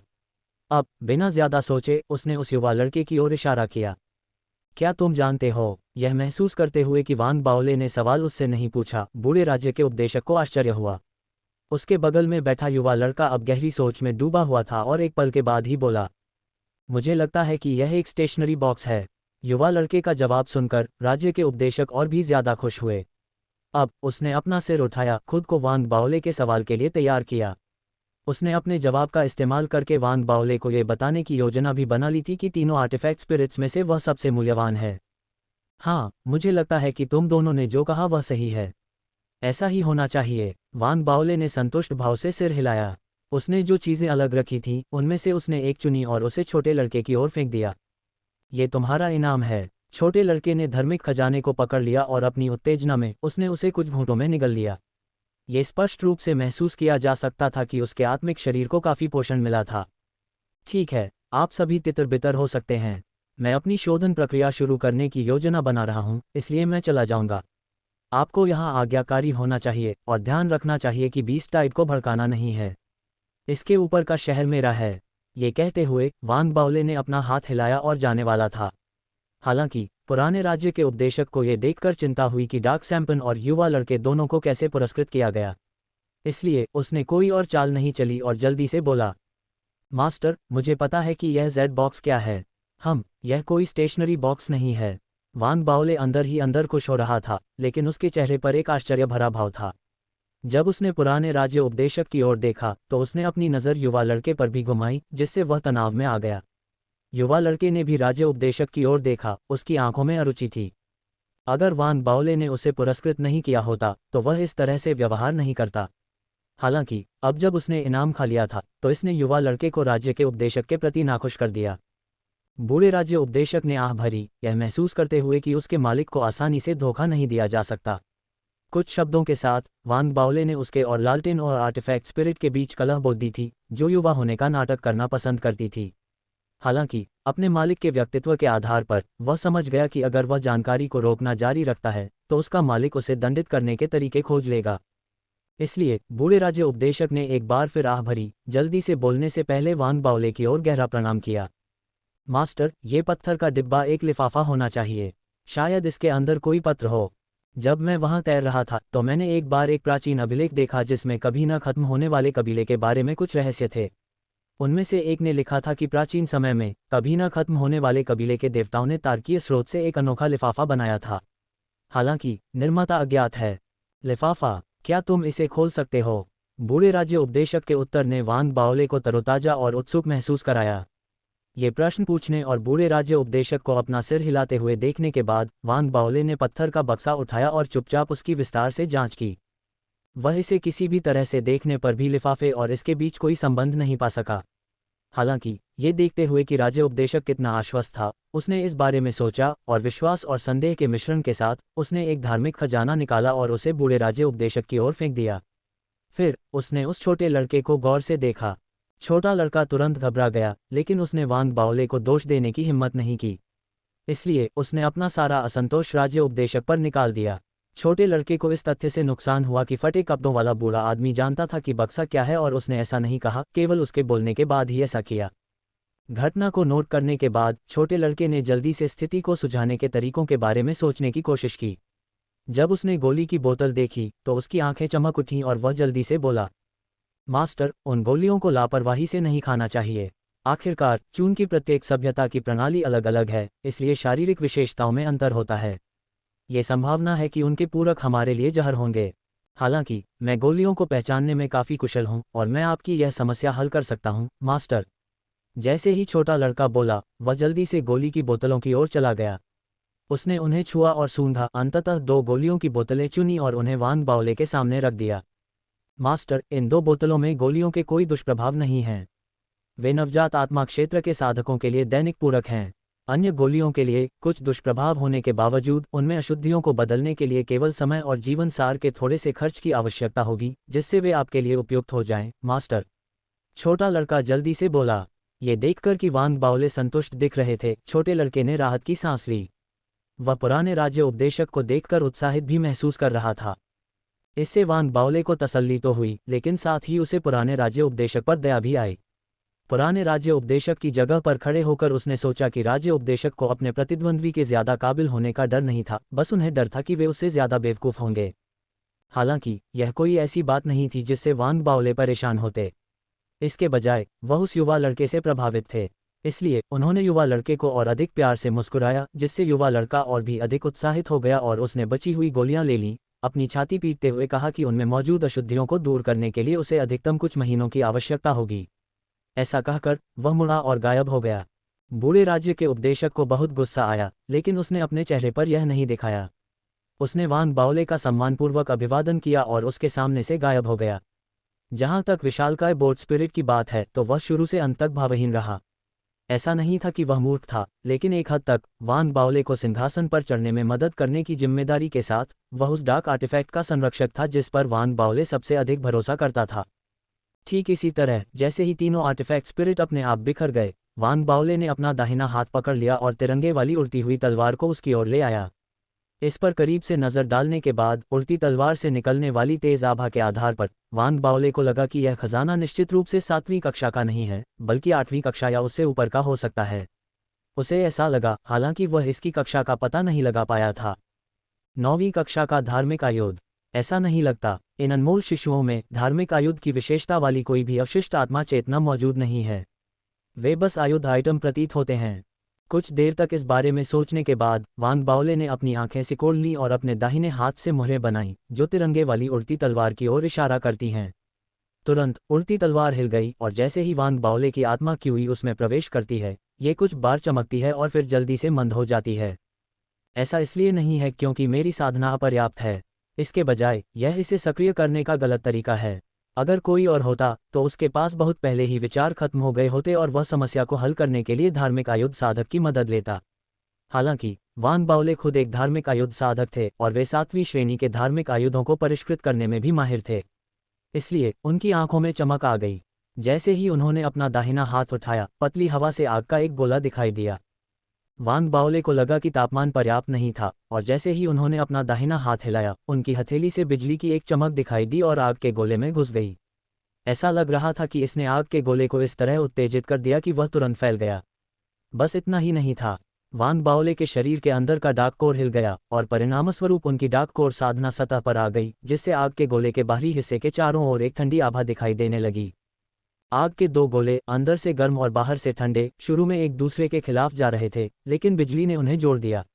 वान बाओले की साधना ने उन्हें दबा दिया, जिससे दोनों एक दूसरे के साथ एकीकृत हो गए, और जब उन्होंने उस पर इशारा किया तो आग के गोले ने तुरंत तिरंगे की उड़ती तलवार को घेर लिया। जैसे ही इसने तलवार को घेरा, वान बाओले ने तुरंत अपने हाथ की मुहरें सक्रिय कर दीं। हवा से शिलालेख दिखाई दिए, और जैसे ही उड़ती हुई तलवार आग के गोले से घिर रही थी, शिलालेख तिरंगे वाली उड़ती हुई तलवार पर अंकित हो गए। उसने तिरंगे वाली उड़ती हुई तलवार को दूसरी बार परिष्कृत करने की योजना बनाई थी। यह एक शोधन प्रक्रिया लग रही थी, लेकिन वास्तव में इसे तोड़ने की प्रक्रिया थी। शिलालेख एक कुंजी की तरह थे जो लगातार एक ऐसी प्रणाली के रहस्यों को खोलते और सरल बनाते थे जो संघ से अलग थी। जैसे जैसे रहस्यों का समाधान होता गया, तिरंगे वाली उड़ती हुई तलवार की शुरुआती दृढ़ता जल्दी से दूर हो गई। ये कई छोटे छोटे हिस्सों में बिखरने लगी, जिससे इसके भीतर पतले काले धागे दिखाई देने लगे। ये पतले धागे किसी तरह की ऊर्जा से बने हुए लग रहे थे। वे एक लिंकेज की तरह थे जो सभी हिस्सों को एक साथ जोड़ते थे। इससे वान बाओले की आंखें चमक उठीं। ये पहली बार था जब उसने एक गैर संघीय धार्मिक खजाने की संरचना से संपर्क किया था। विदेशी खजानों को तोड़ने की प्रक्रिया के माध्यम से धार्मिक हथियारों के बारे में उनकी समझ और गहरी होती गई। ऐसा लग रहा था जैसे उन्होंने किसी जानकार व्यक्ति से सीखा हो। उनके धार्मिक खजानों में कोई शिलालेख नहीं है, इसके बजाय वे कई छोटे छोटे हिस्सों से बने हैं जो इन अनोखे ऊर्जा धागों से एक साथ जुड़े हुए हैं जो पूरे धार्मिक खजाने को संपूर्ण बनाते हैं। वान बाओले ने अपने दोनों हाथों से और भी तेज गति से मुहरें बनाईं। आधे घंटे के बाद तिरंगे उड़ती तलवार को कई छोटे छोटे हिस्सों में पूरी तरह से तोड़कर वान बाओले ने अपना बायां हाथ उठाया और घटकों के ढेर में से मुट्ठी के आकार का एक पत्थर पकड़ लिया। ये चट्टान इस धार्मिक खजाने का मूल है और ऊर्जा धागों का स्रोत भी। वान बाओले ने अपने हाथ में पत्थर को देखा। उसे यह पहचानने के लिए लंबे समय तक इसका विश्लेषण करने की आवश्यकता नहीं थी कि यह एक तार्किक स्रोत था। यह आर्टिफैक्ट स्पिरिट द्वारा छीने गए तार्किक स्रोत से अलग था, क्योंकि यह एक अनूठी शोधन प्रक्रिया से गुजरा था। एक धार्मिक आयुध गुरु के रूप में भी वान बाओले चट्टान को समझने में असमर्थ थे। हालांकि इस चरण तक पहुंचने के बाद अलौकिक धार्मिक आयुध को नियंत्रित करना अभी भी संभव है, बस बल थोड़ा कम होगा। इसके बारे में सोचने के बाद वान बाओले को लगा कि यह बेकार होने के बजाय वह इसे अपने तरीके से नियंत्रित कर सकता है और यह बेकार नहीं जाएगा। इसे करने के तरीके के बारे में वान बाओले ने इसे तोड़ने के दौरान ही एक तरीका खोज लिया था। वह खजाने को नियंत्रित करने में उसकी सहायता करने के लिए तार्किक स्रोत पर शिलालेख अंकित करेगा। ये लकड़ी की कठपुतली के 4 अंगों के तंत्र में एक पतली डोरी बांधने जैसा था। डोरी को वान बाओले द्वारा नियंत्रित किया जाएगा। वह इस खजाने को नियंत्रित करने में सक्षम नहीं हो सकता है, लेकिन वह डोरियों को नियंत्रित कर सकता है और अप्रत्यक्ष रूप से इस अलौकिक धार्मिक आयुध की शक्ति का एक हिस्सा मुक्त कर सकता है। रिबन और तराजू के लिए वान बाओले ने उनके साथ भी ऐसा ही व्यवहार किया। कई दिनों के बाद उन्होंने उन पर शिलालेख लिखना पूरा कर लिया था। उसने अपना हाथ हिलाया और तिरंगा उड़ती तलवार चमक उठी। उसके चारों ओर बड़ी संख्या में उड़ती तलवारें थीं जो तलवारों का एक समूह बना रही थीं। उसी समय एक रिबन भी उसके चारों ओर घूम रहा था, जैसे कि पौराणिक नेजा एक से संबंधित थे, जो बेहद प्रभावशाली लग रहा था। ये 2 धार्मिक खजाने इतने आश्चर्यजनक रूप से शक्तिशाली थे कि वे 8वीं कक्षा के धार्मिक आयुध के समान थे। अगर मुझे मौका मिले तो मुझे इन अलौकिक धार्मिक खजानों को परिष्कृत करना सीखना होगा। वान बाओले ने अपने बगल में उड़ती तलवार को संतोषपूर्वक देखा। उसने अपना हाथ हिलाया और उड़ती तलवार और रिबन को अपने पास रखा, फिर अपनी हथेली को घुमाया जहां 3 तराजू रखे हुए थे। यह अफसोस की बात है कि दरारें इतनी गंभीर हैं कि वे केवल एक बार इस्तेमाल होने वाले बम हो सकते हैं। उन्हें अपेक्षाकृत शक्तिशाली होना चाहिए। वान बाओले ने अपने पेट को थपथपाया। संतुष्ट महसूस करते हुए वह सोचने लगा कि क्या उसे छोड़ देना चाहिए, खासकर जब उसने नए शहर को एक विशेष क्षेत्र में बदलने की 5 पीढ़ी के आकाश कबीले की साजिश के बारे में सोचा। वान बाओले ने अपनी आंखें घुमाईं और उसका दिमाग सक्रिय हो गया। पहले वह इस पर बेहद क्रोधित होता था, हालांकि अब सब कुछ अलग था। वांग बौले के लिए 5 पीढ़ी के आकाश कबीले की साजिश ने उसे एक अवसर दिया। हालांकि अभी भी एक समस्या है। मैंने एक डार्क कोर का गठन किया है, लेकिन मैंने इथरियल डाउ कॉलेज में लाइटनिंग आर्ट सीखा है। एक बार जब मेरी साधना समाप्त हो जाएगी तो डार्क कोर अनिवार्य रूप से प्रकट हो जाएगा। वांग बाओले ने अपने दांतों को पीसने और गोलियों को देखने के लिए अपना सिर नीचे करने से पहले अपने ग्लैबेला को रगड़ा। शायद मैं लाइटनिंग दाव फर्स्ट वॉल्यूम का उपयोग करके लाइटनिंग कोर बनाने की कोशिश कर सकता हूं। इस तरह मैं सतह पर एक लाइटनिंग दाव कोर फॉर्मेशन कल्टीवेटर बनूंगा, लेकिन वास्तव में मैं 2 कोर के साथ दूसरों से अलग होऊंगा।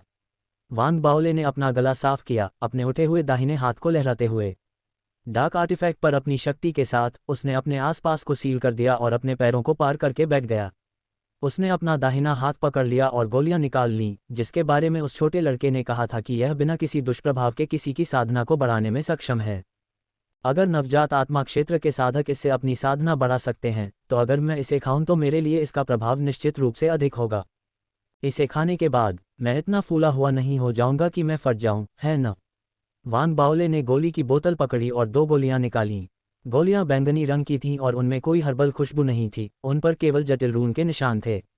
भले ही वह उन्हें समझ नहीं पाया, अपने अनुभव के आधार पर वांग बाओले को अभी भी लगा कि गोलियां प्रभावशाली थीं। वह कुछ हद तक घबराया हुआ था।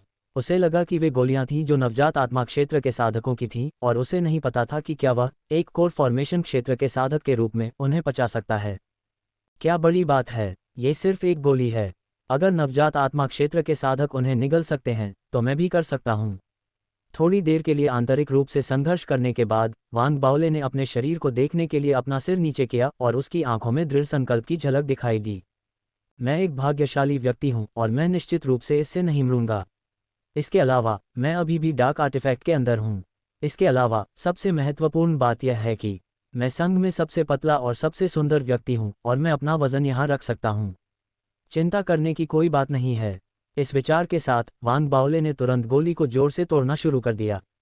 ये काफी कठिन है। वांग बाओले ने घूर कर देखा और अधिक ताकत लगाई। उसने गोली का आधा हिस्सा फाड़कर अपने मुंह में डाल लिया। जैसे ही गोली उसके मुंह में गई, वांग बाओले के मुंह में तुरंत एक खट्टी और मसालेदार सनसनी भर गई। खटास एक ही घूंट में जंगली अंगूरों का एक बड़ा कटोरा निगलने जैसा था। ऐसा लग रहा था कि उसका सारा स्वाद तुरंत खो गया था और वह केवल एक तेज बहाव महसूस कर सकता था जो उसके मस्तिष्क की ओर बढ़ रहा था। वांग बाओले खुद को नियंत्रित नहीं कर सका क्योंकि उसका शरीर अकड़ गया और उसकी आंखें चौड़ी होने पर उसके चेहरे के भाव मुड़ गए। ये बुरा है। हालांकि इससे पहले कि वांग बाओले खुद को ढाल पाता, खटास गायब हो गई और उसकी जगह एक ऐसा तीखापन आ गया जो पहले निली गई मौत की गोलियों से कहीं ज्यादा था। यह मसालेदार स्वाद उसके मुंह में बम के फटने जैसा था, जिसका असर उसके दिमाग में गूंज रहा था। वांग बाओले चीखना चाहता था, लेकिन कोई आवाज नहीं निकाल पाया। वह अपने लिए पानी ढूंढना चाहता था, लेकिन पानी मिलने से पहले ही उसके दिमाग में फिर से हलचल शुरू हो गई, जिससे वह चीख भी नहीं सका। उसने अपना गला कसकर पकड़ लिया, अपनी मूल क्रॉस लेग स्थिति से उछल पड़ा और पागलों की तरह सभी दिशाओं में भागने लगा। यह अगले 10 मिनट तक जारी रहा, जिसके बाद वांग बाओले जोर से धड़ाम से नीचे गिर गया और बेहोश हो गया। बेहोश होने से पहले उसके दिमाग में एक ही सवाल था कि उसने अपने लिए मौत की तलाश क्यों की। बेहोशी खोने के बावजूद उसका शरीर बिना कुछ महसूस किए ऐंठने लगा रहा था। उसके अंग ऐसे व्यवहार कर रहे थे जैसे उन्हें बिजली का झटका लगा हो। भले ही वांग बाओले फर्श पर गिर गया हो, लेकिन वे अपने आप ऊपर नीचे हो रहे थे। इससे न केवल आसपास के खूंखार जानवर चौंक गए, बल्कि 3 आर्टिफैक्ट स्पिरिट्स भी चौंक गए, जो कुछ गड़बड़ होने का आभास होने के बाद प्रकट हुए थे। वे वांग बाओले को घेर कर उसके ऐंठते शरीर को घूर रहे थे और उनके मुंह खुले हुए थे। फिर वे एक दूसरे को हैरान नजरों से देखने लगे। यह हमारे नए मालिक की मौत ऐसे ही नहीं हुई, है न? युवा लड़के ने बड़बड़ाते हुए कहा। उसकी आंखों में उलझन की झलक थी। उसके सामने का दृश्य अविश्वसनीय और अप्रत्याशित था। एक कोने में खड़े बूढ़े राज्य के उपदेशक ने अपना गला साफ किया, युवा लड़के की तरफ देखते हुए और अपने दाहिने हाथ से उसके सिर को जोर से थपथपाते हुए। अच्छा किया। युवा लड़का उलझन में था, क्योंकि उसे समझ में नहीं आ रहा था कि पुराने राज्य उपदेशक का क्या मतलब है। हालांकि उसे जल्दी से एहसास हो गया कि क्या हो रहा है और वह तुरंत सदमे में आ गया। उसे समझ में आ गया कि वांग बाओले ने अभी अभी गोलियां खाई हैं, जिनके बारे में उसने दावा किया था कि उनमें कोई समस्या नहीं है। यह युवा लड़का आंसुओं के कगार पर था। बूढ़े राज्य उपदेशक को अपने पास आते और उसे थपथपाना चाहते देखकर उसकी आंखों में निर्दयता की झलक दिखाई दी। वह जवाबी हमला करने ही वाला था कि तभी विशालकाय डार्क संपन्न आर्टिफैक्ट स्पिरिट ने शांति से कहा, बस तुम दोनों, इसका ओल्ड ओर से कोई लेना देना नहीं है। मास्टर खुद ही थे जो गोलियों को निगलने से पहले उन्हें तोड़ना चाहते थे। आमतौर पर गोलियों के बाहरी हिस्सों को इस तरह से संसाधित किया जाता था कि निगलने के बाद उनके अंदर की सामग्री का स्वाद अनुभव नहीं होता। हालांकि मास्टर सख्त और मजबूत हैं, उनका शरीर असामान्य रूप से बहुत भारी है, इसलिए उन्हें कुछ नहीं होगा। जैसे ही बोट स्पिरिट ने बात की, वांग बावले से अचानक एक मजबूत स्पिरिट क्यूई लहरों में उभरी, जो अभी भी जमीन पर ऐंठन कर रहा था। शुरू में स्पिरिट क्यूई उसके पेट से एक धारा की तरह बह रही थी, लेकिन जल्द ही यह उसके शरीर में एक प्रचंड नदी की तरह बहने लगी। जब तक बोट स्पिरिट ने बोलना समाप्त किया, स्पिरिट क्यूई समुद्र की तरह हो गई थी, जो जोरदार तरीके से टकरा रही थी। स्पिरिट क्यूई वांग बाओले के पसीने के छिद्रों से बाहर निकली, जिससे एक स्पिरिट फॉग बन गया जो सभी दिशाओं में फैल गया। उसी समय स्पिरिट क्यूई द्वारा उत्तेजित होने पर बेहोश वांग बाओले क्षण भर के लिए जाग गया। भले ही वह अभी भी भ्रम की स्थिति में था, उसने सहज रूप से लाइटनिंग डाउ फर्स्ट वॉल्यूम को सक्रिय कर दिया। जैसे ही उसने इसे छोड़ा, उसके शरीर के भीतर से गड़गड़ाहट की आवाज़ें निकलीं। स्पिरिट क्यूई इसके द्वारा खींची गई लग रही थी, सीधे वांग बाओले के मेरिडियन में बढ़ रही थी और उसके पूरे शरीर में यात्रा कर रही थी। आखिरकार ये तीसरे कमल के बीज के सिर में रिस गई, जिसकी पंखुड़ियां अभी अभी खुली थीं। इसमें रिसने के बाद स्पिरिट क्यूई उन पंखुड़ियों के लिए पोषण और परिपक्वता एजेंट की तरह थी जो अभी कमल नहीं बनी थीं। इसने पंखुड़ियों को स्पष्ट रूप से खिलने का कारण बना दिया और इस प्रक्रिया में चाप के आकार की बिजली उत्पन्न हुई और वांग बाओले के शरीर के भीतर तेजी से यात्रा की। पूरी प्रक्रिया 6 घंटे तक जारी रही। जैसे जैसे स्पिरिट क्यूई की विस्फोटक लहरें धीरे धीरे कम होती गईं, वांग बाओले का शरीर सामान्य हो गया। उसने धीरे धीरे अपनी आंखें खोलीं, उलझन में दिख रहा था। उसी समय उसके पूरे शरीर में एक अविश्वसनीय दर्द फैल गया और वह बेचैनी में बेकाबू होकर कराह उठा। उसके होश में आने से पहले ही उसके बगल में मौजूद 3 आर्टिफैक्ट स्पिरिट गायब हो गए थे। जब वह दर्द से चीख रहा था तो वांग बाओले ने ऊपर चढ़ने के लिए संघर्ष किया। होश खोने से ठीक पहले के दृश्य को याद करके वह कांप उठा। खट्टेपन और तीखेपन की अनुभूति ने उसे डरा दिया। अभी उसका पहला सहज ज्ञान हार मानने का था, लेकिन उस पल उसने अपनी आंखें चौड़ी कर लीं। उसने महसूस किया कि उसके शरीर के अंदर हरे कमल पर जो पंखुड़ी थी, वह एक कमल बन गई थी जो खिलने की प्रक्रिया में थी। ये प्रभावी है। वांग बाओले को सुखद आश्चर्य हुआ। वह जल्दी से खड़ा हुआ और अपनी साधना को सक्रिय किया। जैसे ही उसने अपने हाथ हिलाए, बिजली की चमक एक भयावह ध्वनि में बदल गई। इसकी शक्ति का आकलन करने के बाद वांग बाओले ने निष्कर्ष निकाला कि किसी ऐसे व्यक्ति के रूप में बिजली दाव साधना तकनीक का प्रदर्शन करने में उनके कौशल में सुधार हुआ था, जिसने फाउंडेशन स्थापना क्षेत्र की साधना को पूर्ण किया था। यह एक छद्म कोर संरचना क्षेत्र के साधक के समान था। उसे डार्क कोर की शक्ति का उपयोग करने की आवश्यकता नहीं थी। ये केवल आधी गोली का परिणाम था। इससे वांग बाओले बेहद खुश हो गए। उन्होंने अपने दांत पीसते हुए गोली का दूसरा आधा हिस्सा उठाया और उसे निगल लिया। फिर वह तुरंत अकड़ गए, अपने गले को पकड़ लिया और फर्श पर गिर गए और दर्द से चीखने लगे। वह बेहोश हो गए और ऐंठन होने लगी और तीनों आर्टिफैक्ट आत्माएं फिर से दर्शकों के रूप में प्रकट हुईं। वह ईश्वरीय है। कितना निर्दयी व्यक्ति है, कितना शक्तिशाली। तीनों आर्टिफैक्ट आत्माओं ने आपस में चर्चा की, ये देखते हुए कि वांग बाओले इससे नहीं मरेंगे। वे वांग बाओले के होश में आने से पहले ही गायब हो गए। इस तरह वांग बाओले ने अपनी यातनापूर्ण साधना प्रक्रिया शुरू की। ऐसा नहीं था कि वह पूरी गोली निगलना नहीं चाहता था। असल में उसे लगा कि उसे छोटे छोटे कदम उठाने चाहिए। अगर वह बहुत ज्यादा जोर लगाता तो वह गलती से खुद को मार सकता था। वास्तव में वांग बाओले का ऐसा सोचना सही था। अगर वह वाकई एक बार में पूरी गोली निगल लेता तो वह बच सकता था, लेकिन वह अपने शरीर को जरूर घायल कर लेता। एक बार में आधी गोली लेने से उसका शरीर उसे सोख लेता। भले ही ये दर्दनाक था, लेकिन इसका कोई नतीजा नहीं होगा। इसलिए 2 गोलियां निगलने के बाद वांग बाओले के शरीर में लगातार बिजली चमकने लगी। जैसे ही कमल का फूल पूरी तरह खिल गया और कमल के बीज का सिर दिखाई दिया, कमल के बीज के सिर के भीतर से एक लाइटनिंग कोर का उत्पादन हुआ। एक कोर फॉर्मेशन आभा जिसमें बिजली की विशेषता थी, तुरंत वांग बाओले के शरीर से निकली। ये सभी दिशाओं में फैल गई और उसकी हंसी की आवाज़ उसके उत्साह के बीच गूंज उठी। वांग बाओले को नहीं पता था कि क्या उनके जैसे अन्य लोग भी थे जो 2 कोर बनाने में कामयाब रहे थे। हालांकि इसे आजमाने के बाद उन्हें एहसास हुआ कि 2 कोर एक पारगमन बिंदु की तरह थे। जैसे ही उनकी spirit QE lightning core load seed head में रिसती है, जो बिजली उत्पन्न होती है, उससे एक ऐसा बल निकलता है जो एक कोर फॉर्मेशन रियल्म कल्टीवेटर के समान होता है, जिसमें बिजली की विशेषता होती है।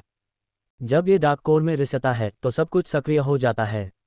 डार्क कोर से संबंधित बल तुरंत फैल जाता है। दोनों भागों ने एक दूसरे के साथ बातचीत की।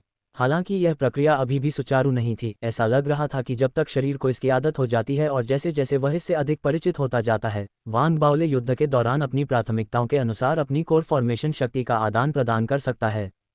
साथ ही एक ऐसा बदलाव भी हुआ जिसने वांग बाओले को आश्चर्यचकित कर दिया, और वह था उसके शरीर में स्पिरिट क्यूई और मेरिडियन की उच्च सांद्रता। मेरिडियन और स्पिरिट क्यूई को एक बार पहले ही मुक्त कर दिया गया था जब उसने एक सफलता हासिल की और डार्क कोर चरण तक पहुंच गया। जब मेरिडियन फैल गए तो स्पिरिट क्यूई को भी बढ़ावा मिला था। अभी उसने जो किया वह अपने मेरिडियन और स्पिरिट क्यूई को 2 बार फैलाने और बढ़ाने के समान था। इससे उसकी लड़ाकू शक्तियां उसके साथियों की तुलना में काफ़ी अधिक हो गईं, भले ही वह अभी भी एक प्रारंभिक चरण का कोर फॉर्मेशन क्षेत्र साधक था। यह महसूस करने के बाद वांग बाओले बेहद खुश हुआ। अपनी खुशी में उसने सभी वस्तुओं को दूर रखना शुरू कर दिया और बाधा को छोड़ने का फैसला किया। वह बहुत खुश था, और जब तीनों आर्टिफैक्ट स्पिरिट्स ने उसे सम्मान के साथ देखा तो वह अवरोध से बाहर निकल आया और शहर के भूमिगत मार्ग में कदम रखा। वांग बाओले ने अहंकार से अपना पेट थपथपाया और मार्टियन कॉलोनी के गवर्नर को एक वॉयस ट्रांसमिशन भेजने के लिए अपनी वॉयस ट्रांसमिशन रिंग निकाली। हालांकि गवर्नर ने फ़ोन नहीं उठाया, इसलिए वांग बाओले ने एक संदेश छोड़ने का फैसला किया। गवर्नर, मैं वांग बाओले आपकी उम्मीदों को निराश नहीं करता। महीनों के एकांतवास के बाद मैं बिना किसी कठिनाई के अपनी साधना में एक सफलता तक पहुंच गया हूं। मैं प्रवेश कर चुका हूं कोर फॉर्मेशन क्षेत्र।